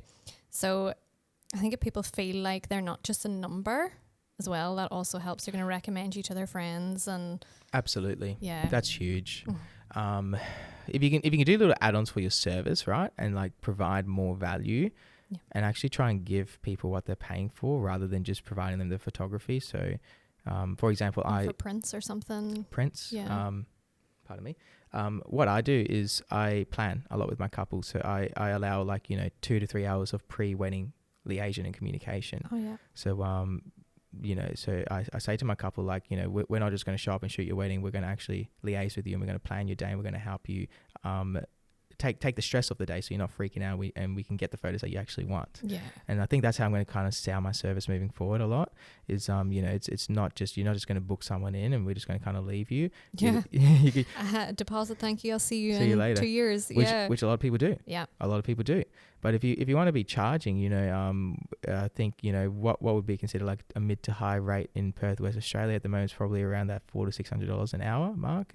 I don't know if you've analysed kind of the market a bit, but I think a lot of wedding photographers are kind of charging around like that 200 to 400 range at the moment. So total price package, what roughly are my miles? Is a terrible 10-hour day might be like 4 to 5K for like a mid to high range wedding photographer. And that's mid to high range. I think so. Yeah. Okay. Yeah. Yeah. How does that compare to Ireland? Yeah, no, they don't want to spend the money in Ireland. Okay. Yeah, and I would say like a high range photographer, you would be spending somewhere around the kind of $3,000. That's the equivalent of someone who would be, that's middle range, $3,000. Okay, sure. So £1,500. Quite significantly lower. Yeah. Okay, interesting. And then I would say in Perth, West Australia, I would say high range would probably be around that 6 to 8 for an 8-hour day, something around there. That's kind of what people are paying at the moment, I think. I wonder what the US market's like. Significantly higher. So is it? Yeah, we're getting married in Europe, and that's significantly higher as well. Is it? So we paid $5,500 for our photographer for 8 hours. Wow. So there you go. Like every market's different. And David Ball was saying 8 to 10K for a full wedding day. So yeah, people are charging up to about that 10K mark at the moment for weddings, but most people are offering some kind of discount on their services. Like if you go online and you look at people's packages, everyone's offering discounts at the moment because everyone has reduced bookings. Yeah, but then people, I understand the cost of living is affecting everyone, but it also affects us. It affects us. So people try and lower their rates to compensate. Do you think that's the right choice? I've never lowered. Never lowered, always gone up? There you go. No, never lowered. I've never decreased the value because I know what I can bring to the table. So I understand my worth, and people pay for the experience as well. So someone who's experienced and can adapt super quick and doesn't get flustered, that's what I would look for if I was booking someone. Obviously work speaks for itself, but in a whole other level, I would want someone who's very quick on their feet. If something was to go awry, they can fix it or adapt super quickly, and they don't flap you in the process. So, do you know what I mean? Yeah, I completely agree. Yeah. It's the customer experience that people will pay for, I think, more so than anything. And if you can portray and communicate how you offer that experience before they book, so they actually can perceive the value and understand, I think that's going to position you in a much better way than if you just showed your work. Yeah, well said. I completely agree. Hopefully that answered the question. David Broadway said average person would be about 5K at the moment. I think I disagree with you, David, to be honest. I think most people are probably averaging around 3K for a full wedding day at the moment. Like, that's probably what people are getting, to be honest, man. Like, people aren't getting a whole lot compared to what they used to get. Maybe if you're shooting a 10-hour day, you might be getting around that 5K mark if you're kind of more into that upper mid-range market, so just below the kind of high-end market. But yeah, a lot of people are not really charging what they used to be charging in Perth, West Australia. He even saw 50% off the 5K. You did send that to me. I saw that most people are offering discounts. Most people who did have these packages, who they were charging like 10K for a for whatever, they've either reduced them or they've marketed it as a discount. And the discount's just been running for the last 2 years. It's like, is it a discount or is it not? And yeah, it's really weird, I think. It's hard ground to navigate because it's individual as well, isn't it? We can't look at what someone else is doing and base our own worth on someone who charges 10K and is doing loads of weddings. Are they doing loads of weddings? That's right. Yeah. And you need to ask yourself, I forgot, I lost my thought. Sorry. Maybe I'll say you need to. That's why I think rejection is so important, and I think that's what I was talking about before. It's like you just need to put your price out there, see if anyone bites. If someone bites, you know what you're worth. There you go. And then don't take it to heart either. Don't take it to heart. You lose the first couple, and just reevaluate what you're doing. That's right. Yep. Yeah. It's a puzzle. Business is a puzzle, right? You're slowly piecing away at it over a period of time, and some puzzles don't fit and you need to try again, and you just need to. I think that's where networking really comes into it, though. Yes. Because the amount of referrals that I've received from photographers here is huge.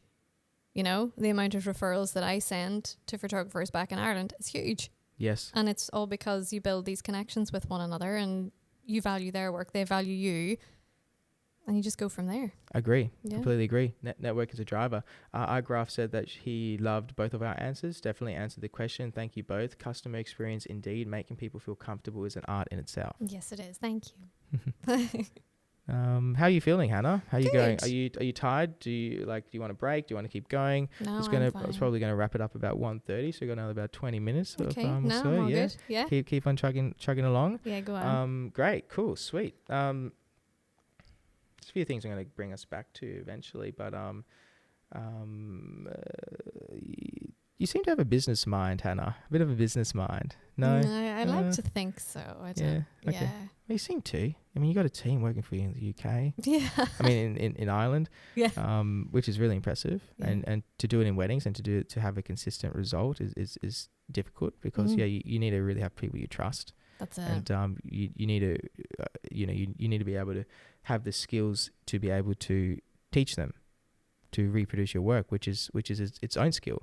Being able to manage people and to inform people and to provide people with knowledge is very difficult. It's not easy to do. No. You really need to be able to communicate your expectations well, and you need to be able to communicate boundaries very well as well. Yeah. It's a well-oiled machine now. A lot of trial and error, teething problems. Yeah, I think I'm very lucky to have the team members that I do. If I didn't have those team members, my answer would probably be very different. To run a successful business, you need to have the right people behind it, and you need to have people you trust. You need to be able to delegate as well. You need to be able to delegate. I agree. Yeah. I just did interviews yesterday. Did for, you? A new staff member, yeah. Wow. Yeah, so that's something that I learned.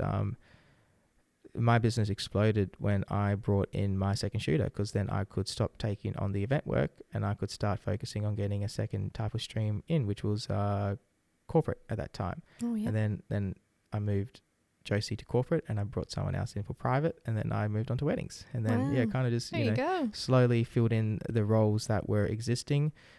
Social media, filled in a social media role and got that. So if you can kind of delegate things that are the least important tasks, I say, and the most time-consuming tasks, then yeah, that's on your way to constructing a really successful business.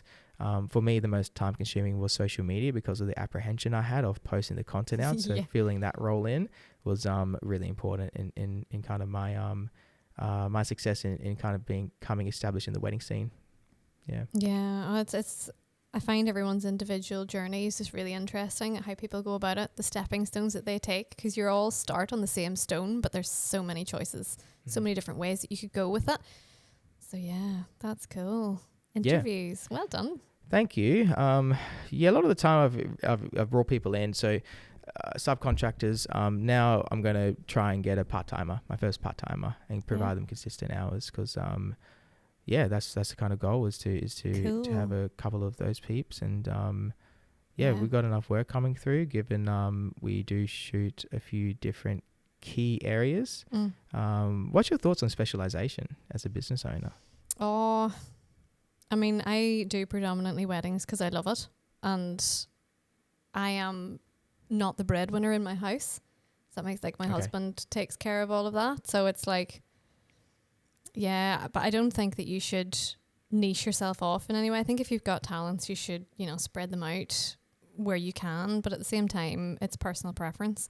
I have 3 children, but I really don't enjoy photographing families, so I would try and avoid that if I could.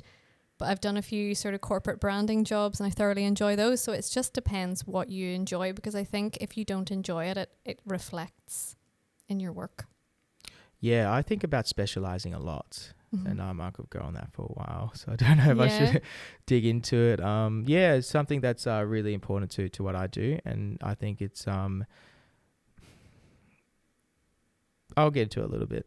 Yeah. So the way you structure your business, same as with pricing, I don't think that you want to. There's not a one size fit all approach. It requires a detailed analysis of the market that you're in and how many people you can sell to. So, for example, more established economies, let's say, so places like London, that's been around for a long time, and there's a lot of people living there, and it's very condensed. There's probably enough people to support a full-time wedding photographer. In places like Adelaide or Darwin, you have to ask yourself, how many people are getting married every year? Is there even going to be enough weddings to support you as a wedding photographer? So that's just one example. And I feel like as certain economies become more sophisticated and more dense and more, I guess, advanced is probably the proper word to use. I don't know. I'm not an economist, but this is what I have realized from doing it, is that you're able to specialize more, and you're able to, because there's more people to sell to.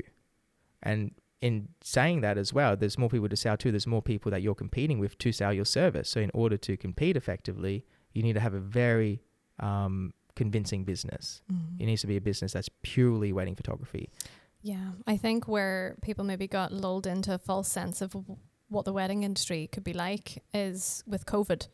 So COVID cancelled an awful lot of weddings. I'm sure it was the same here, but then there was this massive backlog that took then a couple of years to clear. So you had wedding photographers that were joining the industry during that backlog, getting heaps of bookings because... Happened to me. Did it? Yep. Yeah, and then all of a sudden that is eased off now, and I've had the amount of people that I've had, because I have like a small community of people that we keep in touch with, and they're panicking because they haven't had an inquiry in 4 months, and they're like, it wasn't like this a couple of years ago, and we have to remind them that there was a COVID backlog. This is why you need to have your feet in a few different puddles. I think telling someone to only do weddings is bad advice. I don't think you should. And there's a lot of educators online who are saying that, and I actually disagree with that advice. To only do one thing. To only do one thing. I think you do whatever you want. You do you. If you want to do 2, then you do 2. If you want to do 1, then you do 1. If you want to do 4, then you do 4. But I don't think there's anything wrong with dabbling in multiple genres. I don't think there's anything wrong at all. There is a downfall in certain areas. We'll get into that in a second, but we'll say on this. Yeah. I think, I definitely think there's no harm and there's no reason why you can't be good at multiple things. You don't want to spread too thin, and maybe you don't want to do something like you want to try and be a landscape photographer and a commercial photographer, but you can tie things together like weddings and portraits, or weddings and events, or weddings and maternity, and then it grows into family because you've done their wedding, their maternity, and their family. It's a much smarter choice to structure a business that way, to kind of expand your horizontals, so this way, and then kind of offer more services. And maybe you're not going to get to the best, which is your verticals in each one. You might come just below it, but because you have a few different things you're offering, you're inevitably going to be able to appeal to more people and make more money in the long run, because you have to ask yourself, like I said, how many people are actually going to be able to sell your service to if you niche down too much? And that's a really important consideration, I think. And then, like you said, what happens when the market slows down, which is what's happening now. I'm fine because I have spread to a few different sectors. I shoot private events, I shoot corporate events, and I shoot weddings. So I kind of have 3 different spaces filled. And those three specializations I found have built a really strong business because they interrelate. But I'm also pulling from a different industry, which is the B2B, the business to business.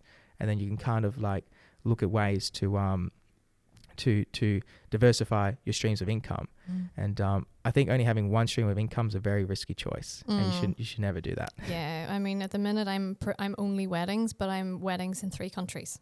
So if I was relying on a wedding in one country, I'd probably be panicking a little bit more. But because I have feet in 3 different countries in the same industry, it's not the same worry. No, that's a really great structure. If you can kind of expand to an international or national scale at the level you've done, that's kudos to you. That's really difficult. Thanks.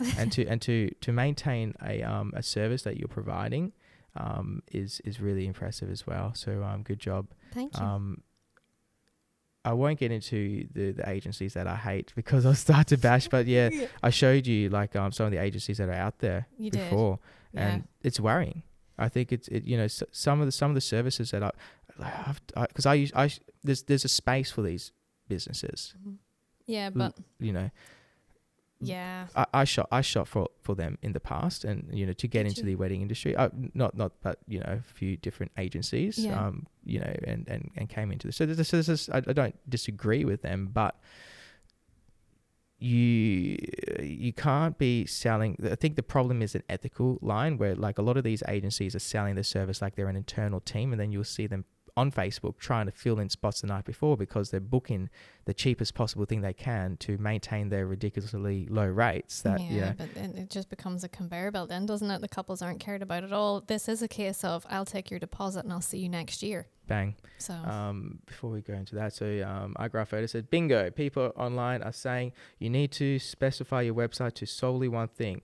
I love the idea of playing though. Oh no, there's 2 things I want to go into here now. That's fine. I'm in no rush.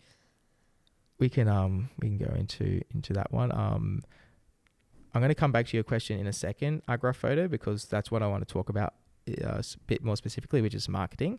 So I'll be there in a sec. But like you said, a lot of those businesses are those companies that are just conveyor belts.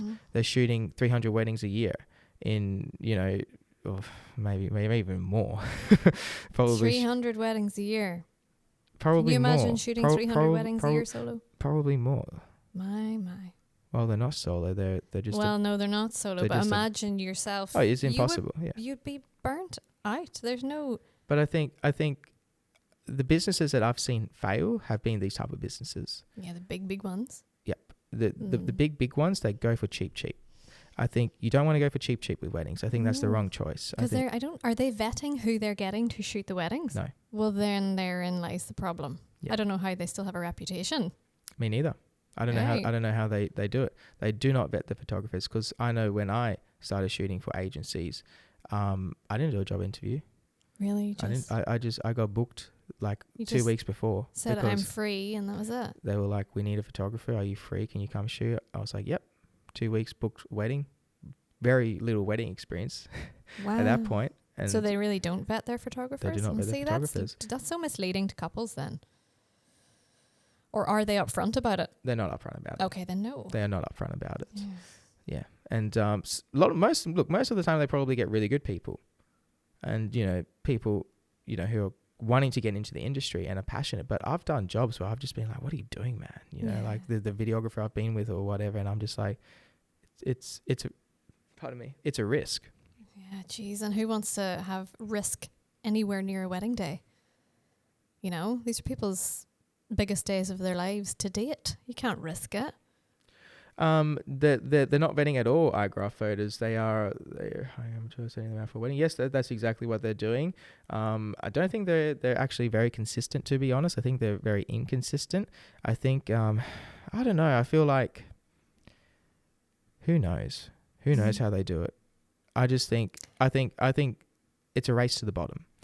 Mm-hmm. When you're trying to be cheaper than the next person, that's when your business is going to fail. I don't know how they cover expenses. I don't know either. People don't have any idea. They don't meet the couple until the day off. They don't even meet the couple. Also, so the agencies we're talking about are I won't say their specific names. There's a few that operate in Australia. I think there's 5. So it's very popular here. It's very popular at the moment, post-COVID world, where is reduced spending and a lot more people are gravitating towards services that are sub 5K for both services for a full day. Which you're just like, it's insane. And to think, but because they do have businesses set up, so it's like, how are they making money? Well, they obviously have their marketing well. They have their marketing well. They're getting a high quantity and a very low turnaround, and a lot of it's sent to the Philippines for editing. And it's just a very cheap, cost-effective process. That's just where the passion goes. I think anyone who's passionate about it, there's no passion. You take your time, you pour everything into a gallery. I know I do. I You do. Yep, absolutely. Anyone who's worth their weight will do. Absolutely. iGraph photos will, like, you need the passion. A conveyor belt will only work for a certain amount of time until it starts to lose the parts that it needs to keep going. That's right. And especially conveyor belts that are just stretched so thin and they're doing numbers in the hundreds, those businesses are going to crumble. Yeah. And it's just, I don't think it's the right approach to take with weddings. I personally think that wedding photography you should focus on the service, you should focus on the client experience, and you should focus on providing quality. Mm-hmm. And if you can focus on those 3 things, then you're going to be able to charge higher and higher rates. That's it. And from being able to charge higher and higher rates, your business is only going to grow. Yeah. And it's much better to shoot one wedding at $5,000 for photo rather than having to shoot 2 weddings at $2,500 for 4 hours, and then you need to get 2 doing both photo and video. I think it's what that one was charging. Yeah, it was $2,500 for photo and video for 4 hours, and that's the jobs they book. Yeah. Like those jobs, $2,500, I wouldn't even book it. No. Especially if they're trying to book me a year in advance and they want me to book it $2,500, I would just be like, no. What if another date comes in? That's right. That's right. See, it's the lack of rapport with the clients that I just can't understand, and my brain doesn't process it. I'm the sort of person that will quite literally shimmy onto the dance floor with them at the end of the night, give them a big hug. That's it. I have that relationship. The amount of times that I've got flowers or a bottle of wine, I don't even drink, but they've gifted me with something at the end of the night or given a tip or something like that because they've appreciated the personal connection and the effort that's been put in. And it doesn't sound like there's very much effort gone into these. There's not any effort at all. Well, look, I won't say that. There is effort, but it's not where it should be. And it's not the service that people are thinking they're paying for, in my opinion, or purchasing. And I think that just I think it's just a lack of education amongst couples, actually understanding like the cost of doing business, how much it costs to run a business. And they feel like they're spending a lot of money because to them $4,000 is a lot, but they don't understand that it's $4,000 value in photography is not very much. Like No, but then there's about $60,000 worth of gear in this room. that's it. You know, That's it's what I was like- going to say. You know, like And most of this comes it's to a your wedding. education. It's Education as well. your insurance. It's your personal Yep. protection insurance and all the different insurances that you need. It's the lens that you upgrade because you want an f1.2. Maintaining Not that you the need gear. it, but you think it's going to provide a better service. It's going to look better. You know. Yeah. So that's a gear. What about gear? Can we talk about gear? Are we allowed to talk We're about allowed to gear? talk about gear. We're going to get into that in a second. I'm just Yeah. going to go back to Argraf's question. He's just popped a couple more in there. I'm just going to go back to your last comment. I've lost it now. Sorry, mate. Trying to read up and find it. So if I have a look at the screen, just keep talking and fill my Okay. time. Okay. Okay, sorry. I'm not. I'm listening to you. It's just I'm trying to find. Wow, where- yeah. good multitasking. Yeah, it's hard. There's a few things I want to get in. So iGraph, you mentioned a comment before about people online saying, you know, build your website and make it all about weddings. This is where specialization is key. Specialization is key for a marketing funnel and a sales funnel. So if you're able to be very clear and you're able to communicate to the couple what you do and what you provide, the sale is going to be much easier. It's much harder to build funnels and market yourself if you're spread too thin across too many different services. In fact, it's hard to sell a service if you're offering two services, to be quite frank. Like if you look at my Instagram, it's all about weddings. I do post from time to time about my corporate work, and a lot of those posts do very well, but most of the time it's weddings because that's the core service I'm trying to sell.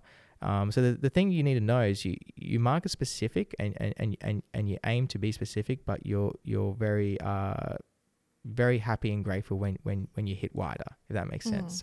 So aim very tight with your marketing, but then take the work that also comes in. Don't just be like, oh, I'm just a wedding photographer, I'm not going to shoot this, you know. No. And then, you know, like, you can make a lot of money shooting headshots and commercial and corporate events. Like, why would you turn that down? Yeah, okay, maybe you might not want to shoot something like product photography because you're not able to produce the images because you're a people kind of photographer. But if you shoot weddings, you should be way more than capable of capturing a corporate event, in my opinion. And you should be able to do that to a very high standard and make $300 an hour shooting a corporate event, which is what you can get. And, you know, why wouldn't you? Sure, you know, like, I am a wedding photographer predominantly, but I have got a branding session with a business that is in the wedding industry. It's wedding invitations. So I have a box in my house of about 200 wedding invites that I am having to, if I have to do another flat lay, I can do them in my sleep because I am showcasing her product. But I still love it, and I took that work on. There you go. You know? Yep. So, yeah, no, don't isolate yourself to one industry and turn work away just because you think that's what you have to do. It's not what you have to do. No. And it's bad advice. Don't listen to them. Listen to their marketing advice. The marketing advice is good, but here's the thing. Like, a lot of these educators are forgetting to tell you that they're doing two things as well. They're teaching you, for instance. They're selling you an educational service, and then they're shooting weddings, and they're probably doing something else on the side as well. It's a silly thing to preach. It's not true. The smartest thing to do and the most time consuming thing to do would be to set up multiple entities and to structure those entities under different brands. So, you know, reading Gary's V book at the moment, like the way he structured it is he has one B2B and one B2C. So one business to business and one business to consumer business. And then you can split the aesthetics because, you know, one, which is your business to business, very plain, very white balance accurate, let's say in photography, and very symmetrical, where your wedding might be shadowy, artistic, and all about love and family and different language and that kind of stuff. And then you can have two different entities, and you can market those through their own sales funnels, and you can have two very specific kind of businesses, and that's the best way to do it, and what most people should do. But that doesn't mean you should just do one. No, not at all. Yeah. Yeah, I mean, even in and this isn't photography related, but if I use my husband as an example, so he owns a gym, but he doesn't just own the gym. He still works in the industry of fitness, but he has his hands in lots of different pies. So he would do the gym. He would also strength and condition for a team. He also does online personal training. So there's different avenues in the one genre. So I think that's something that people should not close themselves off to, for sure. Agree. Yeah. I think anyone with a business brain would actually say, yeah, it's not a smart choice, because you are going to have a much higher risk of having that industry just kind of disappear and go away, and then what are you going to do for money? That's it. Yeah. So I'm just going to read Agraf's comment directed to you. I commend you for keeping the rapport across multiple countries. Thank you. Yeah. All right. I'm going to stop reading those comments because I'm just getting lost in them. So I'm going to audience go. No, audience stay. I really like answering questions, but we're running out of time, and I wanted to dive into let's do a little speech on styled shoots. Why are they good? They're good. They're great. I love a styled shoot. I host them frequently. I've got one coming up in October here, and I never thought I would do one here, but I'm doing it. Where are you doing it? Where? Moana Hall. Oh, I've done Moana. Yeah. So it was a flyaway comment from a friend of mine who's down south. She's a photographer in Harvey, and she had I don't know how we started talking about it, and I said, yeah, I used to run them in Ireland quite frequently, and I loved putting them on. She said, why don't we do one here? And that's all it took. Why don't we do one here is all it took for me to go, went down the rabbit hole. Yeah, and it's now booked. Everything is organised. So, but you do them in a capacity where you educate people. I would not call myself an educator because I think I don't charge for the education. Oh, so you just doing a free shoot, bringing people in? Well, yeah, so they would pay to go because I obviously have expenses to hire for models and venues, and you know, the vendors who are involved get compensated for their time. It's not like time for photos or anything like that. But I wouldn't call myself an educator. I just enjoy putting these things together. And if I'm there to help answer questions, then great. But I think that they are wonderful until there's nothing more frustrating as someone who puts them on and goes through all that work to organize them and get it all up and running than seeing someone not tag correctly and let on that it's not a styled shoot, that it's a wedding. There's nothing more soul crushing than seeing that.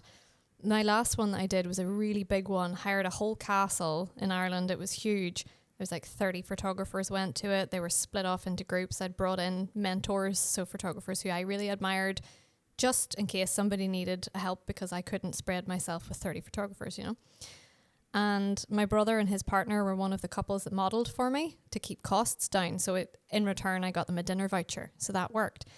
And I had seen photos just coming up and it was great. And then I had seen someone tag them using their names, letting on that it was a wedding day. And I really cannot stand whenever I see that. I think it's really misleading. And as someone who hosts them, it's really deflating to have someone do that and not tag appropriately. I really like what you said about that they are misleading. Mm-hmm. I don't understand why people do that. It's because that's just a way to make your business and your reputation so flawed from the start. Yeah. Like if you're coming into the industry as a photographer and you want to build a clientele and build trust with people, and then all of a sudden you're saying that you're a wedding photographer because you've done a styled shoot, and then you're pretending that styled shoot is a wedding and you don't have any real weddings on your belt, what are you going to do when you shoot the wedding? Mm-hmm. It's going to be a tragedy. I understand that when someone is coming into the industry, they want all the content. I get it. You know, they're hungry to get there, and it can be a hard industry to break into, but I think there's ways and means of doing it and not being really upfront and saying that this was an educational day or this was a style shoot. I love them. They're like a cup filling day for me. I thoroughly enjoy doing an editorial because then I'm not stuck to a time limit, or I'm not stuck to, you know, I have to go and do a ceremony now, or I can have the day and I can play and I can experiment with angles and I can, you know, try new things. But I do love them, but as someone who hosts them, I really cannot stand when someone isn't upfront with it. I hate dishonesty in business. I don't think it should be there, because I think people will catch on and you will eventually go out of business. So in a way, I'm almost like, I'm not too worried about people who do that. I just turn a blind eye to it, because I just think they're going to be competition, to be honest. Like if you're seriously lying about your capabilities as a photographer, you're going to get caught out eventually. There is a certain level that you can like fake it till you make it, but you need to but that has a limit. It has a limit. Yeah. You need to have experience. I am a big advocate for style shoots and editorials. I think they are a phenomenal way to break into the industry, but you need to do them in the right way. I disagree with people who would say that they are not skillful, or they're not, contributing to your wedding photography. That's just not true. And anyone who says that, they don't sell their photography based on the quality of their work. They're selling on another aspect, or maybe it's the quality of work from a documentary point of view. It's not quality of work from a posing editorial point of view. So, sorry. Go on. Yeah. I think people have to understand that everyone starts somewhere, and an editorial or a styled shoot, if you have someone there who has posed the couple for you, I would like to think that you're making a mental note and you're looking at that going, right, okay, that's something that I can implement. There's always an avenue for learning at it, which is, even if there's no formal education at it, you're networking with other people, you're watching how someone else poses a couple or uses light, and you dabble in it, and they're invaluable, I think. Absolutely. They're invaluable. So the way I use styled shoots, so let's go back to how I got into weddings. I started to second shoot, and then I started to work for agencies, and that was my foundation and my experience. I was doing events and corporate events at the time, and I wanted to expand into weddings because I was really passionate about them. I felt like there was a high ceiling with the rates you could get, and I felt like it was just an industry that people just perceive like you're really good if you shoot weddings, So I was like, I'm just going to do weddings, and then if I sell my wedding service, like all my other services would just sell themselves, because people are looking at you that you're doing weddings, and they'll be like, oh, this guy must be really good. Let's get him for our engagement party as well, And that's worked. That's just how people think about weddings. So that's why I was like, weddings, let's push it. So yeah, I second shot a lot, and I did a lot of agency work, and I got a lot of like experience around how weddings actually flowed on the day, and that gave me like that understanding of planning's big. I think planning's really important as a photographer to be able to get good photos at a wedding, and communication's huge as well, because that's what I saw a lot of people lacked, and that's where the downfall kind of was in a lot of them. I came into the wedding industry having a portfolio from these shoots, but a lot of those weddings weren't very big weddings, and my portfolio wasn't really that good, and I wasn't really making that much money in weddings. I think I was charging like $200 an hour for a wedding, and I was charging $300 an hour for a corporate event. So I was making more money in corporate events than I was with weddings, and weddings was like 4 times as much work compared to a corporate event per hour. So it was a huge difference, like massive. And then I was stuck, and I was like, what am I going to do to like actually get work that people are going to want to buy, and that people are going to see that I'm actually like different and capable of producing like really good stuff? Editorials was my answer to that. So I did 4. I booked 4 across like a 1.5 year period. Started practicing, started using my lighting techniques, started, using, practicing posing and just creating like a style that people would want to purchase, because it's not what everyone else is doing. It's different, but it's still aesthetically pleasing and timeless at the same time. So you're kind of like trying to find a space or a gap in the market that you can fill, while also creating work that people are going to purchase. So it's like doing both of those. So that's why I used editorials, and then I took that work and I went to expos, and I sold that work at the expos. That's what I showcased at the expos, and I owned it. I said, this was an editorial I did for Montgomery Hall. This was an editorial I did for the Ritz-Carlton, was the big one I did. And I sold that work. I saw that, And people brought it. And they brought it because I had that work, but then behind it, I had my photo books, which was my full weddings and my candid moments. So you could see that you did both. But this is the service, and this is the kind of work that I'm going to produce if you book me. And I think then doubled my rates. And instantly, like that wedding expo, I was like, I just like doubled my rates and went to it. And people were buying it, and I never booked weddings above like $2,000, and on that day I was booking jobs at like $8,000 for photo and video, and I was like, you know, like, Yeah. so like if you could use it strategically Yeah, in that you way. curate it, you know, Yep. to the portfolio that you want.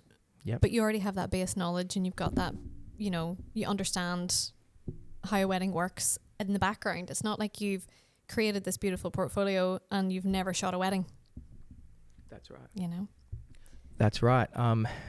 Yeah, I think if you use it in that way, you can be very strategic, and there's just going to be benefit. But you need to be the type of photographer. If you're going to do style shoots in that way, you need to be really confident in your work. Like I was at that point where I've been doing photography since 15 years old. I lived and breathed it, like literally lived and breathed it my whole adult life. So I was like, I knew I could do really cool work that people would buy. It was just, how am I going to get those opportunities to produce that kind of work? Yeah. And you need to make those opportunities You for need the yourself. time to do it. Yeah. Yeah, you need the space. Yeah. And you know, and honestly, organizing those editorials, those are significantly harder than real weddings. Significantly harder than real weddings. To pull it off, to bring it all together, to get the models to go to the bridal store, try the dress on with the brides, you know, Tell me about it. they are huge. If you can direct an editorial and pull it off and get good images, that is showcasing your capabilities of being a good planner and a good organizer. Control of everything around you. Yep. Yeah. And that is one of the most foundational skills to have as a photographer shooting weddings, in my opinion. Yeah, no, I agree. I enjoy putting them on. I think I'd found a niche.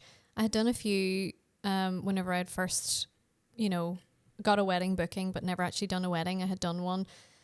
And I had young kids at the time, and it was an overnight one. And I couldn't do the overnight because I just didn't want to leave the kids. So I'd sort of found that there was like a niche there for day workshops for photographers to go to, as like a networking thing and as an educational thing, and to be able to build a portfolio all at once. It's just a huge collaborative project. I thoroughly enjoy putting them on. I really do. I thought I would have been put off because November's last year in Ireland was massive. Clearly not put off enough because there's one coming up. So, well, if you need another person on site, let me know. I will. I'm happy to pop in. You free on the 2nd of October? I might be, yeah. Is it a weekend?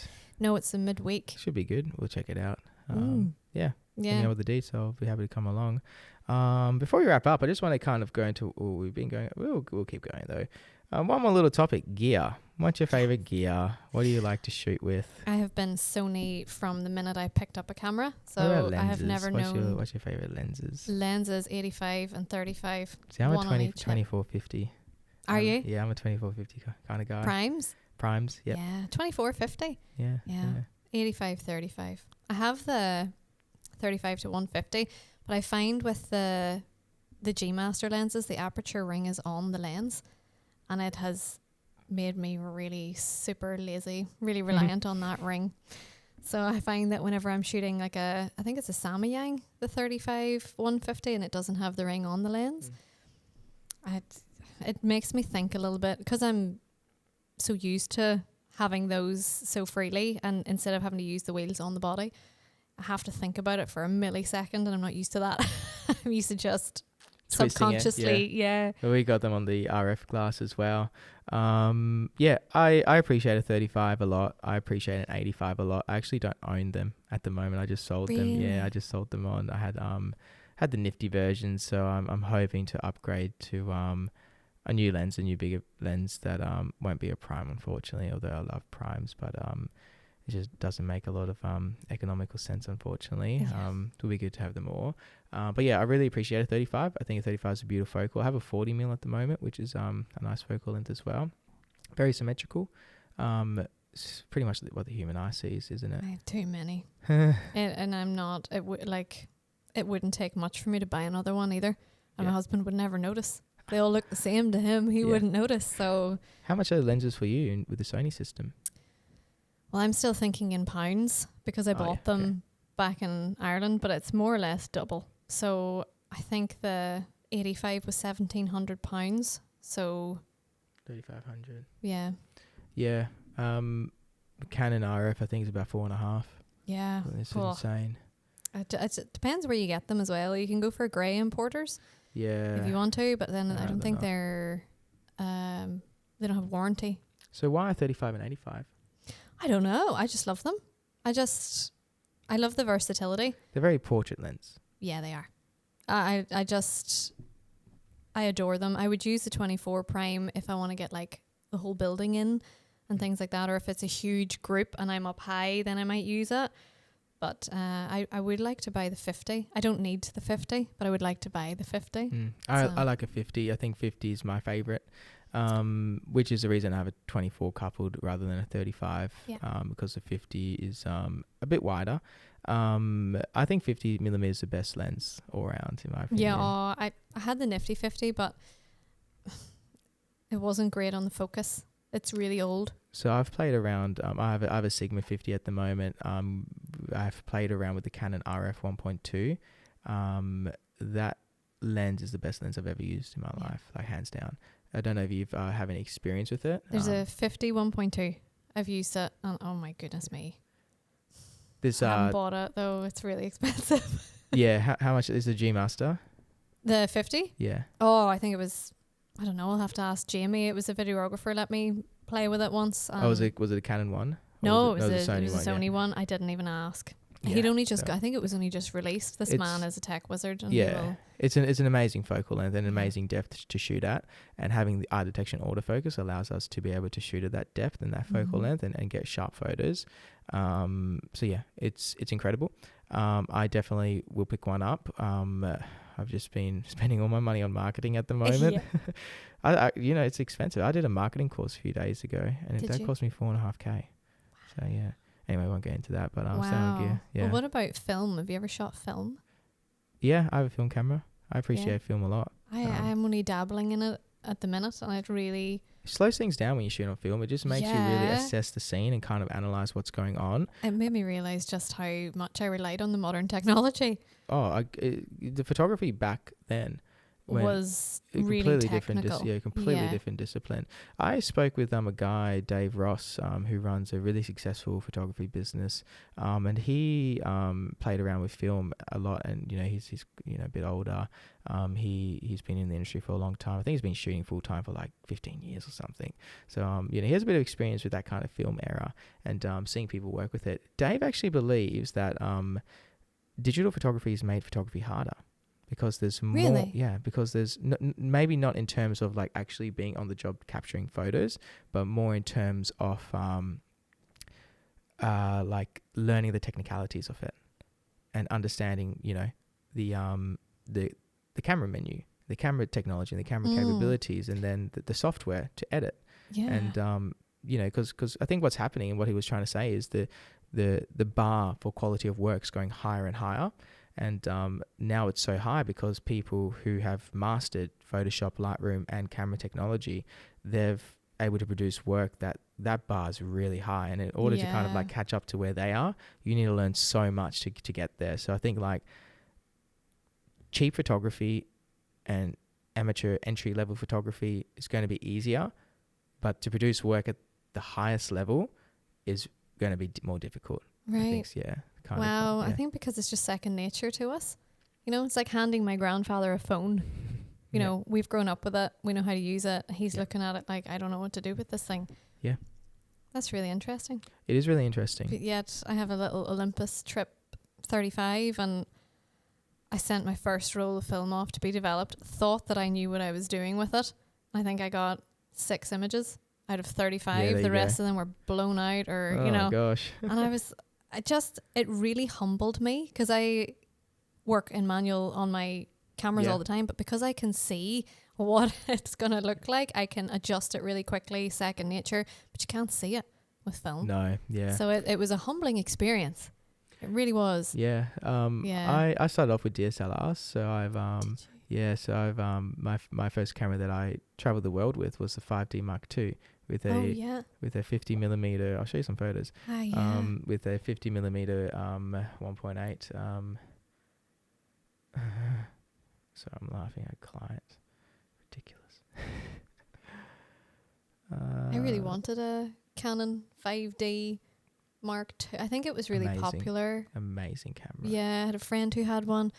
And I wish I didn't sell. I sold it for like $400, and I'm like, why did I do really? That? I Yeah, had a little Sony entry level at the time, and then when I bought my first mirrorless, I was like in a whole new world. Yeah, mirrorless. it blows old cameras out of the water. Yeah. To be fair, it doesn't even you can't even compete. to be No. honest. That's UK, so it would have been 2019. I went to India. You have all these photos on your phone still? Google, Dropbox. Oh. Yeah, everything I'm not that Yeah, here you go. This is some of the work I did in India. You can click through. You used to literally just take photos of people in the street, all on DSLR cameras, and used to run around with a. Oh, wow. bipolar She lens. looks thrilled that she had her photo taken. A lot of them hate me. Some of them love me. Oh, the portrait of the woman? Yeah, love that. Beautiful. Got that one printed. So a lot of this stuff I kind of did it for passion, and yeah, it's how I really learned. I guess Yeah, interacting with gorgeous. people. I don't think I would have had the balls to go up to someone and say, "Can I take your photo?" Scary. Yeah. Did yeah. you? I'm sure people said no, get away. Did they? Yeah, sometimes. A lot of the time, no. I used to do street photography in the Perth city, and sometimes I heard you used to ask people, and they would be like, yes, and be like, oh my God, and then, yeah. I don't know. I think if someone came up to me in the street and asked me to take my photo, I'd probably say no. Yeah. Yeah. I'd be like, no, because I have a lopsided face. I got no a few times. Did you? Yeah, a few times, yeah. It's about how you take it. You're like, oh, that's no problem. You got to pick the characters who look like they want to have their photo taken.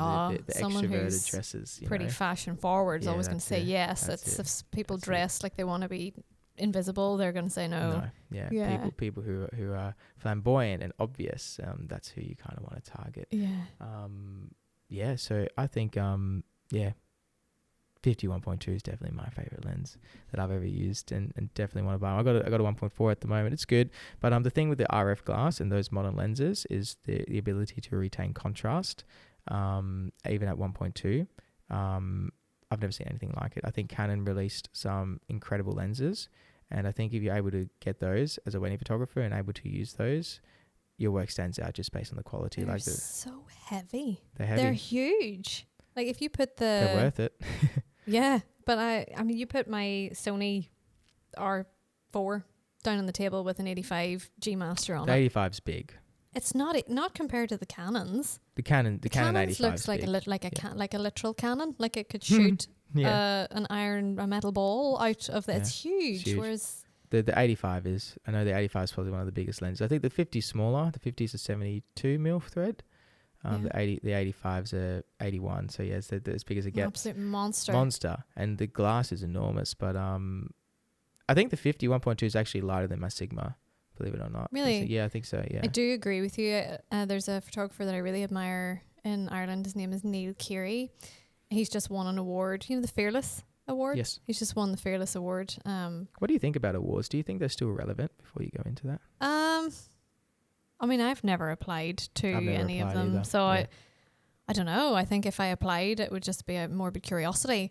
I don't think I don't know if you have them here, but there's a body in Ireland called the Professional Photographers Closed of down. Northern Ireland. Closed down. Did it? Yeah, closed down. They didn't have enough Yeah, money. they have one in Ireland, and I was so close to joining it a few times, and then I thought I don't really care for having other photographers judge my worth based on my work. That's it. And I think once upon a time, like the awards were ways that couples would verify. Oh, we've booked an award-winning photographer. Yeah. I think nowadays what's more important is having followers on Instagram, to be honest. Do you reckon? Yeah. Yeah. Yeah, definitely. I think I'm sitting at 6 at the minute. It's pretty good. Okay, all right, 12. We'll get there. Yeah. But that's not even anything compared to what people do get. And if I look at like where the busy wedding photographers are who are charging the most is the people who have higher number of followers.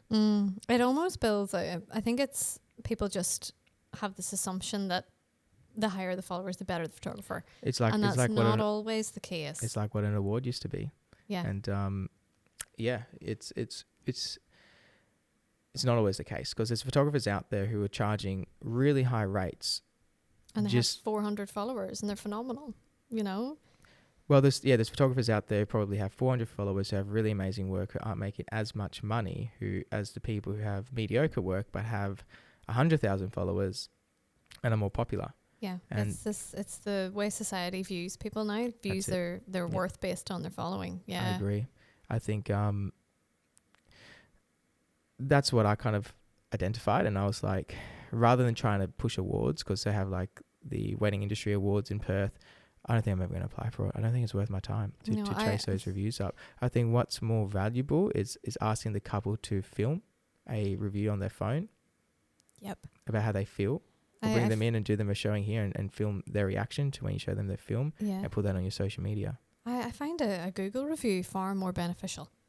I think so. I think it's changing. Yeah. And I don't know, but I would assume to apply and to get people to vote for you for that award will take up a lot of time. And I think your time's probably better put in other places. Yeah, it's not something that I've ever been interested in, to be honest. No. I know people who go in for awards every year, and fair play to them if that's what they want to do, but it's just not something that I've ever been. It's a strategy. It used to work once upon a time. But then things have changed now. This is the same as the 10-year-old wedding photographers. Yeah, that's right. Yeah, you know. It's different. It is. It's just the way the modern world works, eh? Traditions are starting to fade. Yeah. We're moving towards a modern world. I am exhausted. We have been talking about half an hour longer than we should have. That was a 2-hour conversation. Oh, really? Yeah, so we're ramblers. I hope you had fun. I did. I think you had fun. I had a lot of fun. I think good. we dived into a lot of really interesting topics. I think what you've done as a business owner is really great as well. Thank you. Where you've extended across countries, but you've done it in a way where you're able to maintain quality control. And I think that's very admirable. And I think that's wedding photography done right.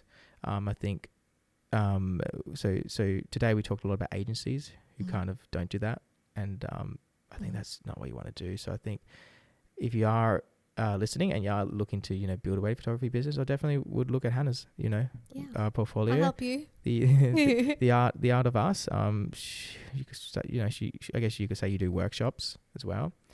So definitely try and tag along to one of those. Check out Pick a Mind. You definitely have done really well with it. I think clearly your couples trust you. Clearly you have a very dedicated team, and you managed to structure them as shooters as well, which is really difficult to do. Thank you. That's nice not to hear easy. that. Yeah, it's not easy to do. I think the teams I've seen, if you're able to bring that into Perth, I think you're going to do that really well, because there's a bit of a gap in the market for it. In my opinion, there's not really people who are doing it very well. So that's just my 2 cents on that.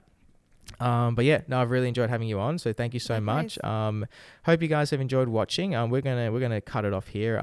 We talked about aesthetic and gear. We talked about the wedding traditions, what's new, what's old, what's coming in, what's going out, and we also talked a little bit about like aesthetic and lighting and the difference between Perth and Ireland, having a very different kind of lighting scenario, and how, and just different culture and different, business kind of structures compared to the two, different rates as well. We dived into a lot. So, hope you guys kind of enjoyed that.